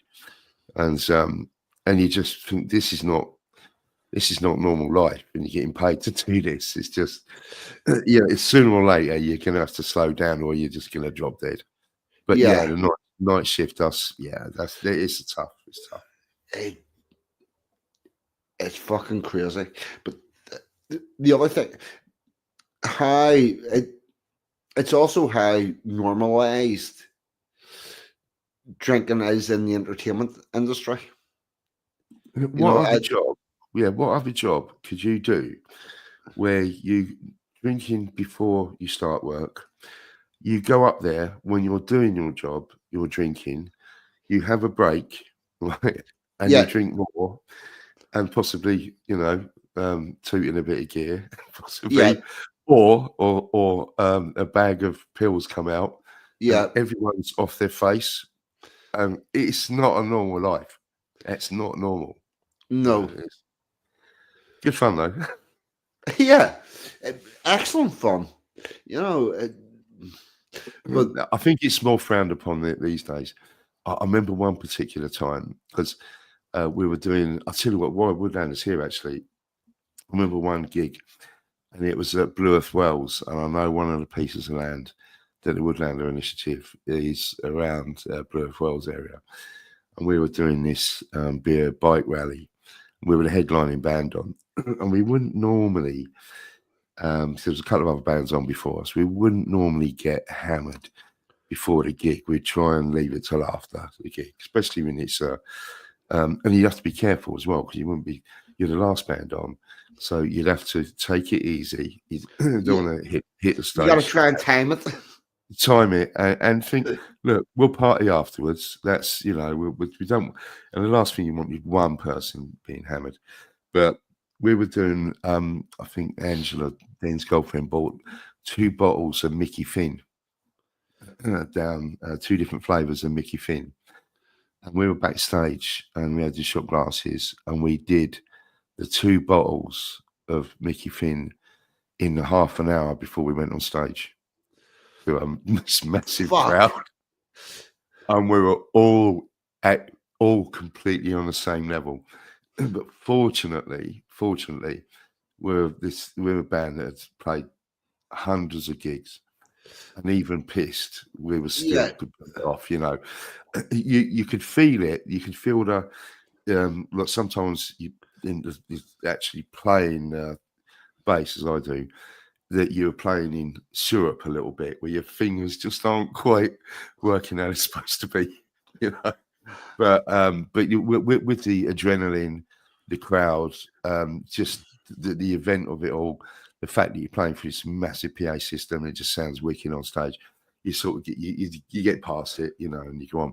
But that was one time I do remember we just got hammered before the gig, and but it was a great one. It was fine. We did all right. Could have gone wrong, but there you go. You got away with it. It's one you got away with. Oh, we did. Yeah, 2 bottles of Mickey Finn, shots on all of them.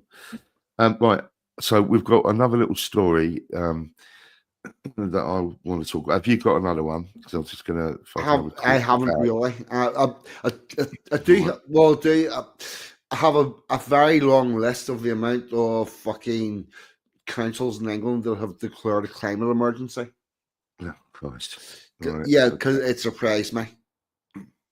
Right. So I've got that, but that'll only take like about a minute. But if you've got a story, Well, I've got something. It's actually something that's very close to my heart. I'm not sure whether I can share this with everybody because I'm a little bit worried about breaking up, and choking sort of live. I don't want to do that in front of everybody, but I will do it for everyone's entertainment. And but if we can have a quick musical interlude, and I'll be back as soon as, and we'll get on to that last one, which I was supposed to do 2 months ago. There we go. Right, I will get a musical interlude on. Present video file. Are you going for a Sega? Yes.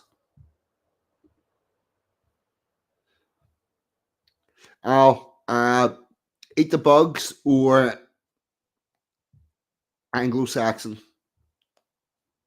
I think he's gone. We'll go with Eat the Bugs. 42 speaking. Welcome to the Resistance.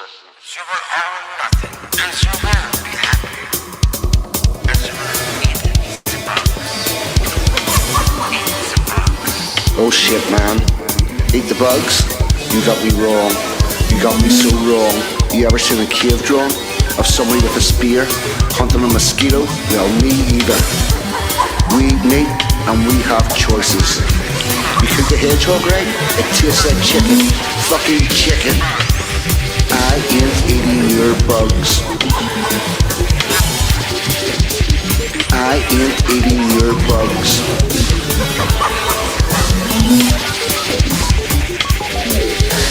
I started off with nothing and I'm never going back.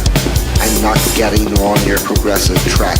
With Agenda 2030, I refuse to engage. I can see where it is going and it's just another cage.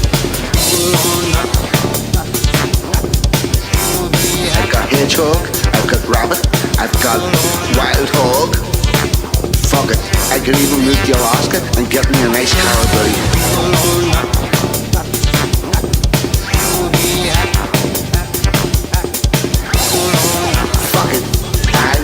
Eating your bugs.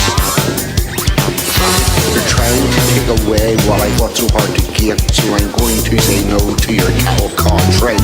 Eat the bugs, live in some communal pod with no fucking privacy. Oh, nothing and be happy. I've seen the people with nothing and they don't look happy. Eat the bugs, live in some communal pod with no fucking privacy. Oh, nothing to be happy. I'm not eating your bugs. Fuck it. Fuck it. I'm not eating your bugs. Fuck it. I'm not eating your bugs. Fuck it. Fuck it.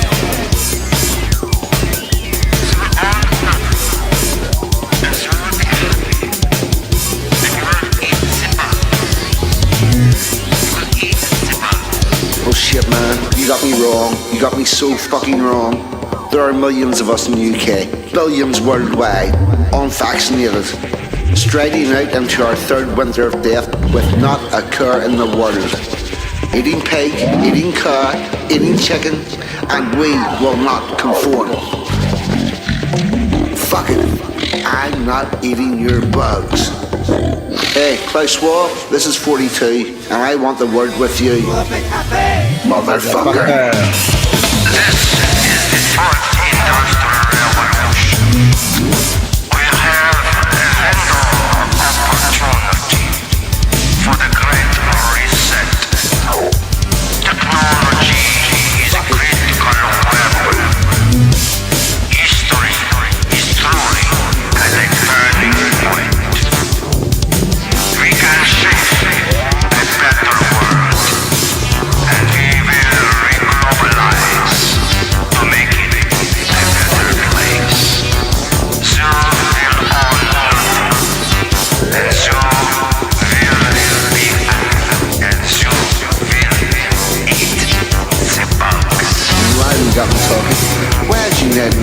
charge of Stonehenge, keeping me away from the stones.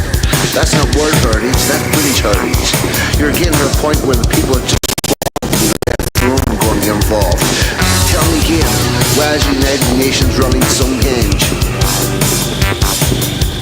Fuck it.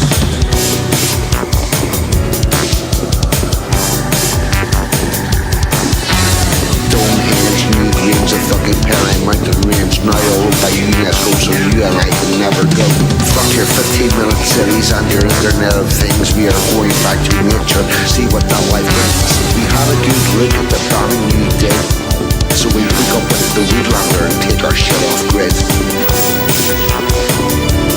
Fuck it. We hook up with the Woodlander and take our shit off grid. Fuck it. We'll hook up with the Woodlander and take our shit off grid.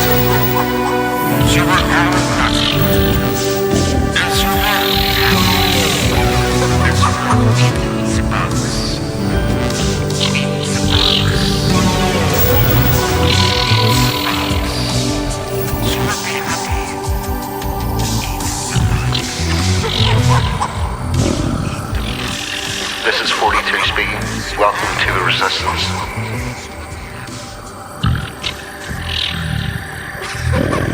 Fuck it.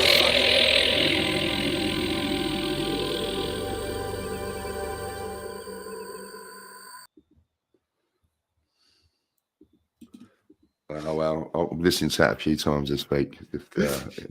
Brilliant. Yeah. It's brilliant. I do enjoy that one. Nah. Right. Do you need me to put up a picture? Well, don't put it up yet. Yeah, right. I'll tell you when, but if you get picture one ready.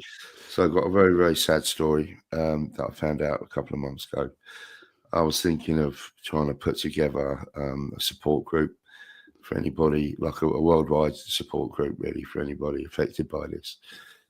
So if I could go back, it's quite some, maybe nearly 20 years ago now. I can't remember exactly when it was, but I was flown over to Chicago to help with a new piece of equipment. And is this musical equipment? Yeah. So I won't your expertise. Yeah. And I sort of went over there on a sort of consultant basis.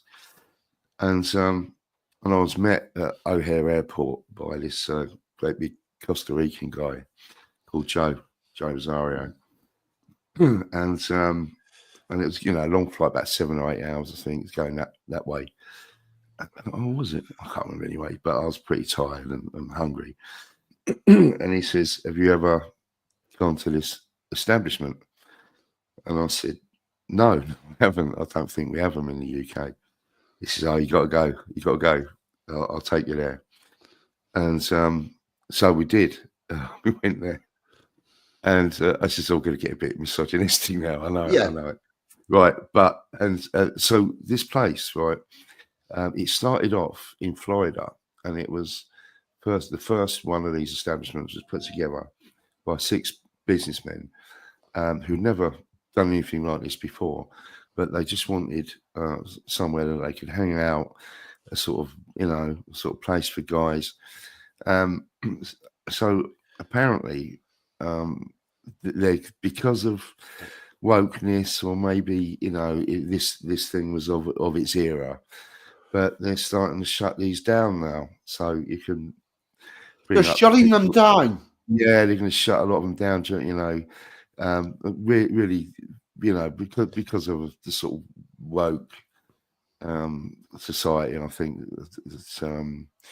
we find ourselves in. But yeah, if you want to bring up picture 1, then we can have a look at it. Is this the one? Where did that? Yeah, that one. That is the one. They're closing this down. Yeah, I've actually since found out that there are some in the UK, or there were some in the UK.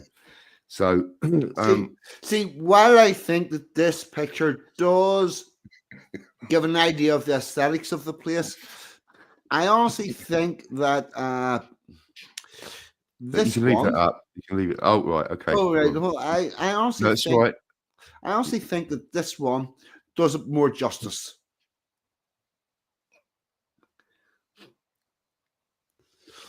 There we go. We've got beer. We've got American football. We've got two waitresses. Look, I mean, Everything's all fine. if you like beer and you like, yeah, exactly, bastards. If Yeah. you like beer and you like wings, you know, this is Americana. You know, this is absolute Americana. This place, and in Chicago, what I found surprising, because I was obviously looking through a few photos to send you for this, but in the one in Chicago, all the girls had roller skates on. And Yeah.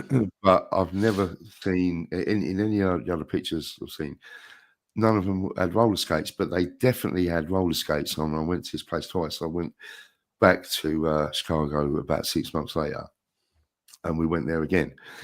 You know, just for just shits and giggles, and I think these poor girls, you know, what are they going to do now? You know, they're going to lose their jobs, and just because of this woke nonsense.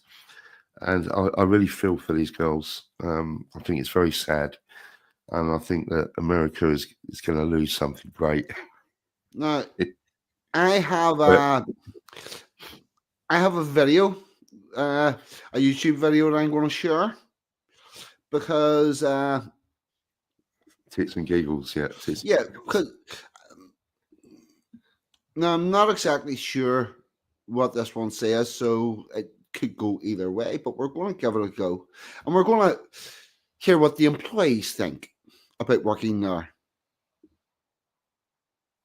How much I make in a week at Hooters. So we're starting off on a Monday. Mondays are usually bad. Today I did pretty good.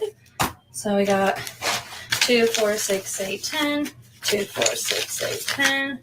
2, 4, 50, 60, 70, 75, 80, 85, 90, 95, 100. That's 300. 1, 2, 3, 4, 5, 6, 7, 8, 9. 309 on a Monday. That's rare. I don't even usually ever break 300 ever. And this is because of our location. It really depends on your location. Other Hooters in like busy areas, they make bank. I also forgot to mention that I worked from 11 to 5, so that was like a 6-hour shift. So averaging out like $51 an hour, I think. Okay, guys, today is Thursday, and I had Tuesday and Wednesday. Oh, I think I took that down too soon. I thought it was back to the start, but it wasn't. So yeah, seems to make quite a few quid. Yeah. Oh, you don't know the half of it yet. Yeah.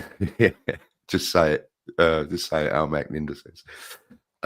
Yeah. Look, obviously, I'm. You know, I'm worried about these poor girls that are going to end up having to go on OnlyFans or something like that. You know, when they could be doing a nice, honest living. You know, working. You mean like the Olympic athletes? Oh, go on. I don't know that reference. Oh, see, it turns out that you know the way if you're an Olympic athlete, you're amateur, and you can't get paid for your sport. Right. Yeah, correct. Yeah. Turns out if you're an Olympic gymnast, you make an absolute shit ton on OnlyFans. Right. Who would have thunk it? Yeah. Who would have thought them people with all the fucking double joints and ability to fucking spread their legs and things and everything, all sorts of directions, would make a fortune on fucking OnlyFans? There you go. But yeah, orange is not a great colour. Actually, if you bring up a couple more photos, just so we can appreciate, you know, seeing these girls. We do. We need to appreciate what's going on in this establishment. So as you do that, let me tell you, as I was looking more into it, and we talk about the money. I mean, look at these girls. It's just, what are they going to do now with this place shut down? It's just, I Hope they can find some honest work. But listen, man, this is how crazy America is. Apparently, one girl, she got paid $50 from one bloke in a Hooters, right, for her chewing gum. So some guy said, I'll have your chewing gum out from her mouth. Oh, And did she you? did that 6 times, and she made $300 by giving this guy her chewing gum because she had been chewing it. And there was another girl, I think that she earned about $500 to give this. I mean, these guys are fucking creeps, right? she earned about $500 to this guy because she gave her. One of my least favorite American words is pantyhose. Right? I just hate that word. But she gave this guy, or sold her tights at the end of the shift to this guy for about $500. This is some fucking sick bastards out there. But, yeah, more pictures. All right. Look, people. Obviously, I'm messing about it. Yeah, it is dark. That is dark. Obviously, I'm messing about here, and I'm not really upset about it. But in a way, it's You're not upset. I'm having a bit of a joke about it. Obviously, Yeah. They are overdressed anyway. I agree. So they're closing this place down, and you're not upset. Well, I'm a little bit upset because, they're shutting a load of them down. I don't know whether they're look at those. I mean, look at those wings. Look at those amazing wings. You just come on now. Well, if somebody said to me, you're not going to be able to have those wings anymore, or I don't know whether they do breast or whatever. I think it's just wings. But you know what I'm saying. So yeah. But what's funny about this is one of the tap. Yeah, this is one of the few places they got round the employment rules because they weren't the job weren't waitresses. That's how they got to just pick all the best looking applicants that went there. Yeah, like Formula One, exactly. Yeah, so what's happened to that? They were called hosts or something like that, and that's how they got around. When someone applied for a job at Hooters, the management would just say, "No, I'm sorry, you're too ugly. You're not getting the job." So I know that's awful. I know I'm joking about it, but no. Come on, girls. I got a question. Where do you have a think about this place, Hooters, and have a think about McDonald's? Where do you think there's more sex happening on the premises, Hooters or McDonald's? On the premises, I wouldn't like to think about it. I don't know. Yeah, because check this out. Right. Well, just share this screen. Because yeah. Here we go. Oh fuck! I've shared the wrong bastard screen. I've shared just gonorrhea outbreak at McDonald's. Yeah.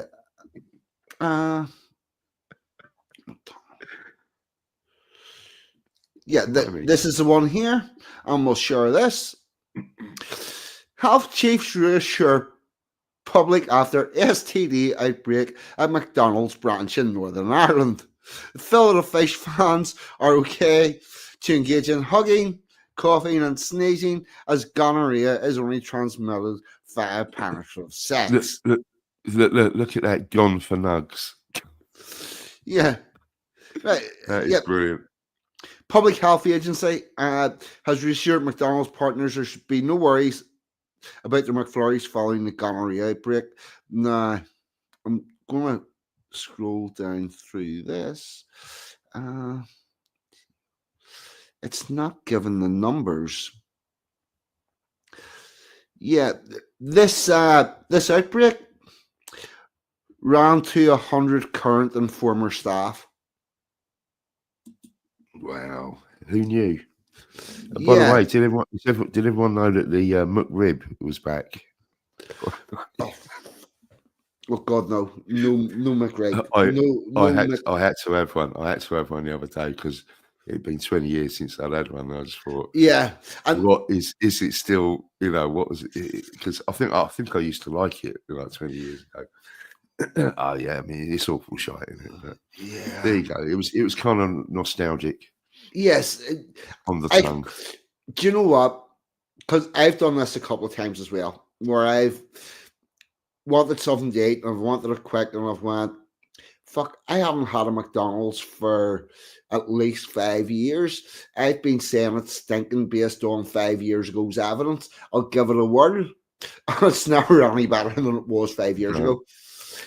I have to say, I think like you get something like a Big Tasty. They're pretty good.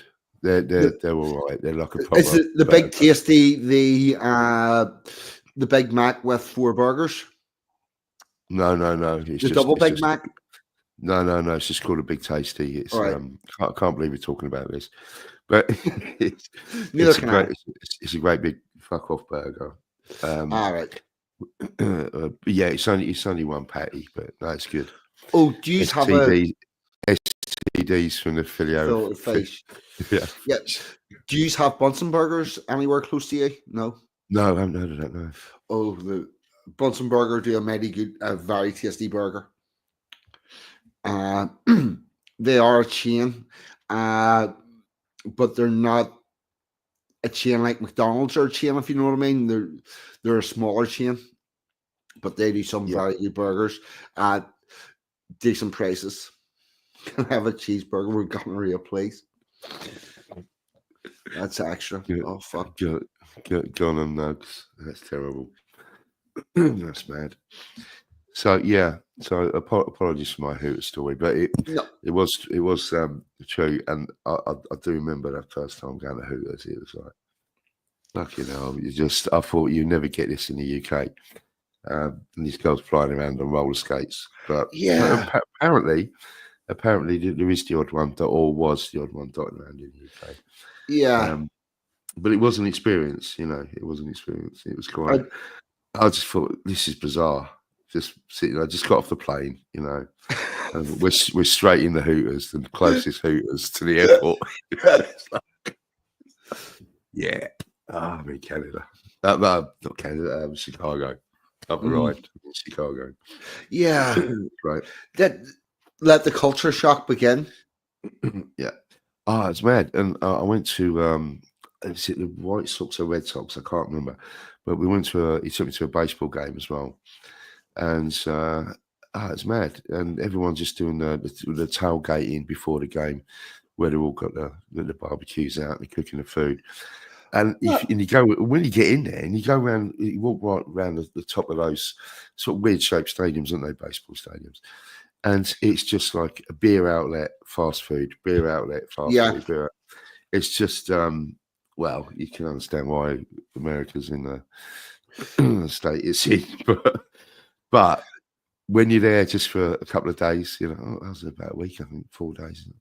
You've got to enjoy it. And man, I tell you, but you've all heard of Chicago pizza pies. They're about 2-3 inches thick. Pizza, just amazing pizzas, absolutely amazing. It's totally understandable how everyone's so obese over there. Fantastic. Never had a pizza like that. Just incredible. 2 quarter pounders and 2 ordinary burgers in one bun. That would probably get you about 1 hamburger.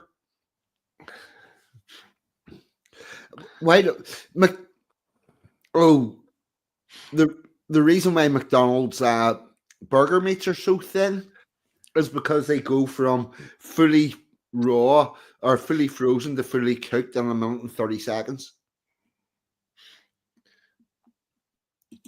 That's why they've been done with a steamroller.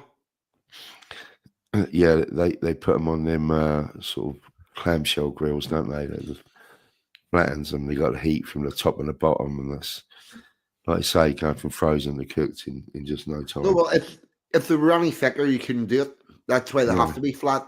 Yeah. Check out the Big Tasty though. They're still like a burger. Yeah. I may right.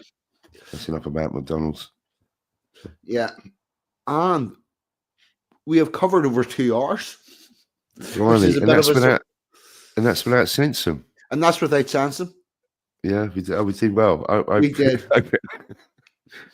Yeah, I because fairly enjoyable. I did have a bit of a panic whenever I got the message. It was like, oh fuck. But I'm glad you didn't tell me at 5 o'clock. I might have thought, oh, no. Listen, mate, we've I think we did 3 streams just talking about my fucking music bullshit, and they lasted about 3 hours. It is about 9 hours of my shit on your channel. Yeah, we were not telling you my stupid stories of being, doing gigs and stuff, and drinking competitions with the SAS and fucking what's the name, Colleen Nolan and all that stuff. Yes. Good old memories. It was nice to do that, actually, because I had to sort of sit down and think about it and start write stuff down and think, okay, right, here's where I am there. And you know what? In those 9 hours, it was almost 9 hours we did of my bullshit. That we only got halfway through. Halfway through the stuff that I was intending to talk about, and I thought it was going to be done in 3/4 of an hour. Yeah, the first one you were all panicked. I don't know how I'm going to make this stretch, blah, blah, blah. And I was like don't panic about it. We'll start and we'll see where it goes. Yeah, you've still got a lot of stories on there. Well, yeah, but I probably don't need to do that. You've got to figure out which ones are for public consumption and which are not. Oh, there's a lot. There's a lot that wasn't. There's a lot that's not. Anyway, you had what you had a list of.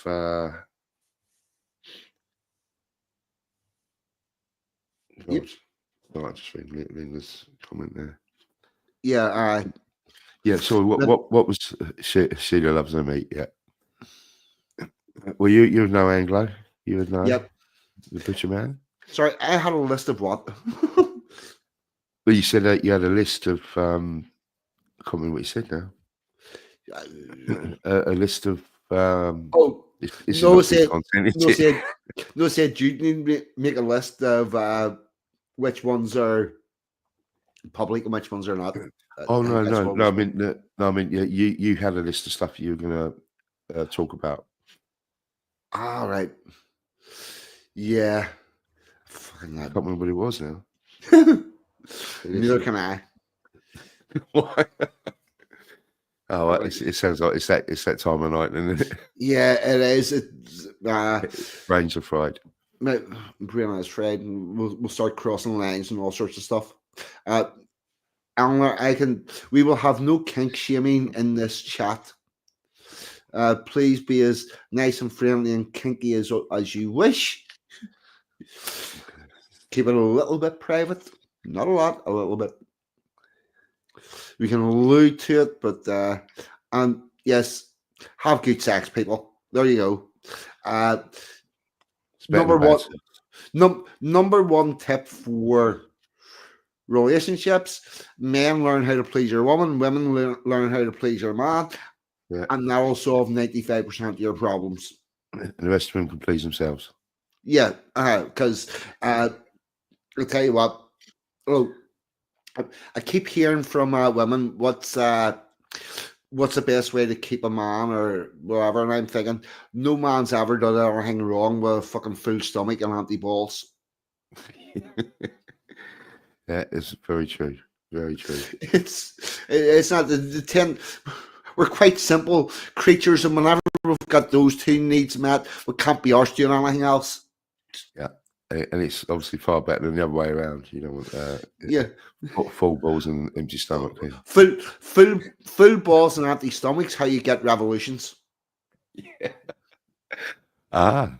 Maybe. No. Maybe them South Korean women who are holding back. Perhaps they want something. Perhaps they want. Yeah. They're next door to a very aggressive neighbor. Yep. China is the really big worry, because how a whole mass of Chinese have not went boogaloo by now is with the expected boogaloo movement in China turned into a herbivore movement, because China has an exceptionally large amount of men with full balls and empty stomachs. But as opposed to deciding to pull the whole system around, they have decided to sit in a room and try to make what pleasure they can out of life and do as little work as possible. Yeah. Oh, and pack of that food BJ. Well, well, as long as the mouth's full anyway, that's all right. Yeah. Yes. If people are happy and content, you know, Yeah, world's a better place, isn't it? it's a much better place. Be friends with your partner. Be friends with people you interact with. The people you can't be friends with, don't interact with them. Everything gets a lot easier. Got a special K there. A feather is erotic. The whole chicken is kinky. Yeah, it's definitely gone midnight stuff, isn't it?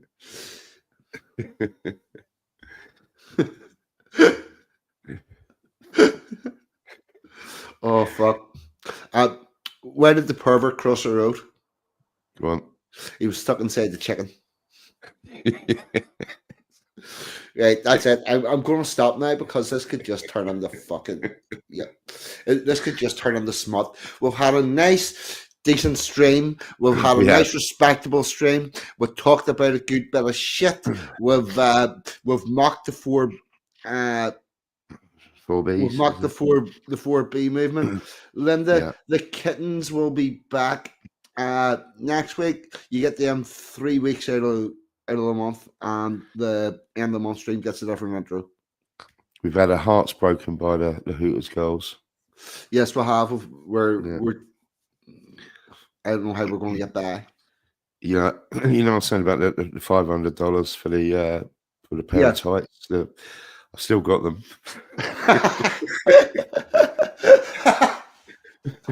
No, I haven't. Yeah, it wasn't me. It wasn't me.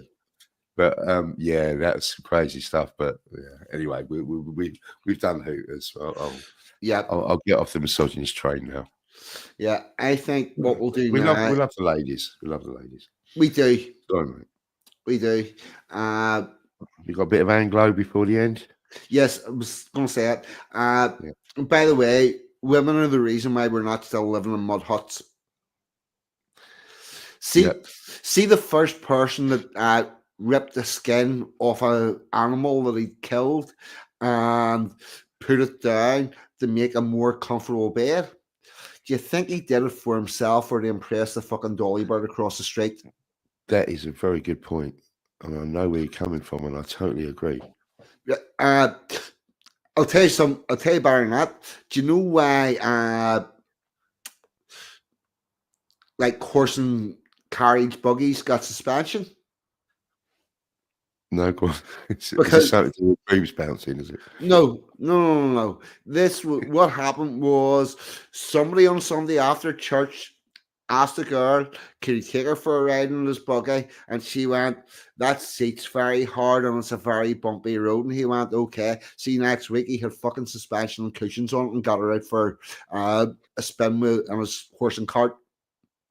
Well, there you go. I mean, that is obviously the reason, because the blokes wouldn't worry about it, would they? Yeah, It's to make the lady more comfortable. Men left their own devices would be sitting looking at a mountain with a fishing rod in their hand, eating nothing, only fish.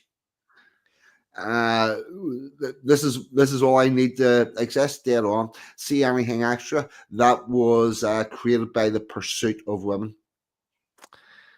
That is very profound. You are absolutely correct. Yeah. To be fair, not my original thought. Aaron Clary, Asshole Consulting, espouses this theory that all economic production is spurred on by women, and backed up by the fact that in parts of Asia, they have women that they put in the factories in short skirts with their tits hanging out. They're not allowed to do any actual work. They're cheerleaders, and it improves their productivity. Right. Because they're trying to impress these women. There you go. It's that's where all your economic production comes from. The need to have more than someone else in order to chase a woman. But apparently we live in a patriarchal society. Yeah, I mean, look, you know, this sort of lefty feminist type women have got to understand that guys have always done for a long, long time whatever they could for the women folk, really. And I know it sometimes comes across that way because men can be more aggressive and whatnot. But see all these left wing bitches with their funny coloured hair and their piercings and their shriek and all that. Do you think they'd still be doing? Do you think they'd be doing that if there were still saber-toothed tigers knocking about the place? No, there's something else to worry about then, wouldn't they? Yeah. Do you think they'd be doing that? See if they lived out in the provinces where Chris is talking about going, and you've got to actually fight with the wild and the animals and all that sort of stuff. They don't do that shit. What's happened is we have made the world artificially too safe. And these women that are crying all the time about being oppressed and not safe is actually the result of them being in the safest place that there's ever been. There's no group has ever been as privileged as white Western women.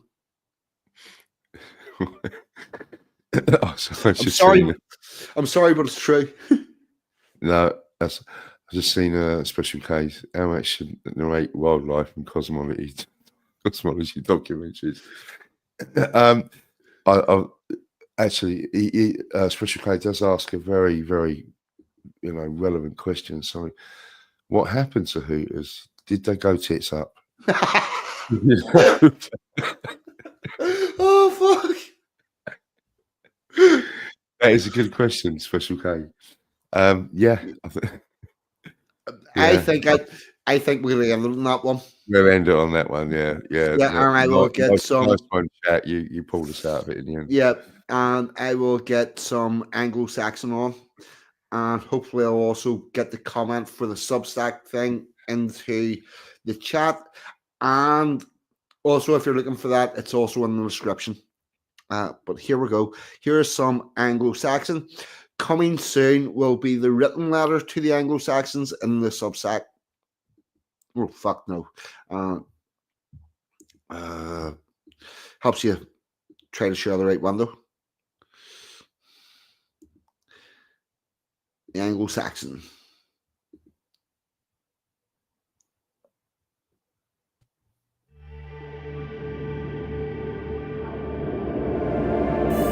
Hello, you're listening to 42's letter to the Anglo-Saxons. When you spread this message, you are the resistance.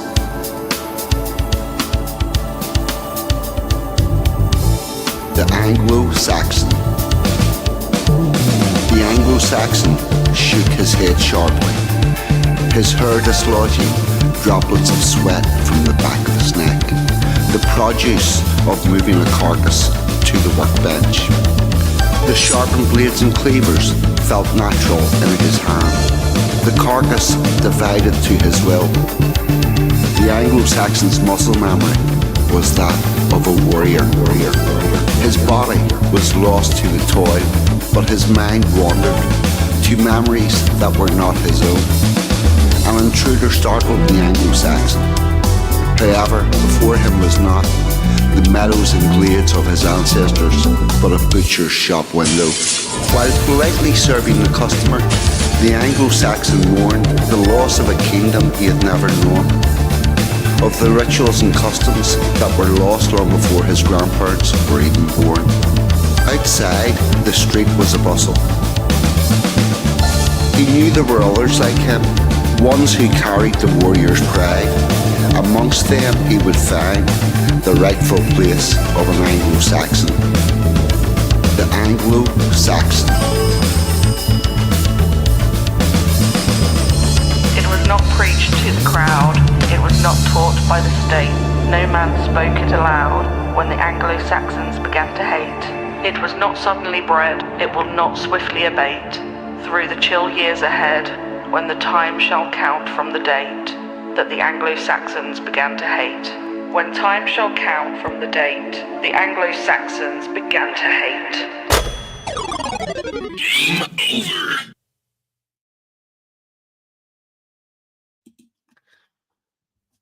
Oh, fuck. That name still makes me laugh. Brilliant. Al, thank you very much for coming on this evening. It has been, as always, an absolute pleasure. And No, I've same really as. enjoyed it.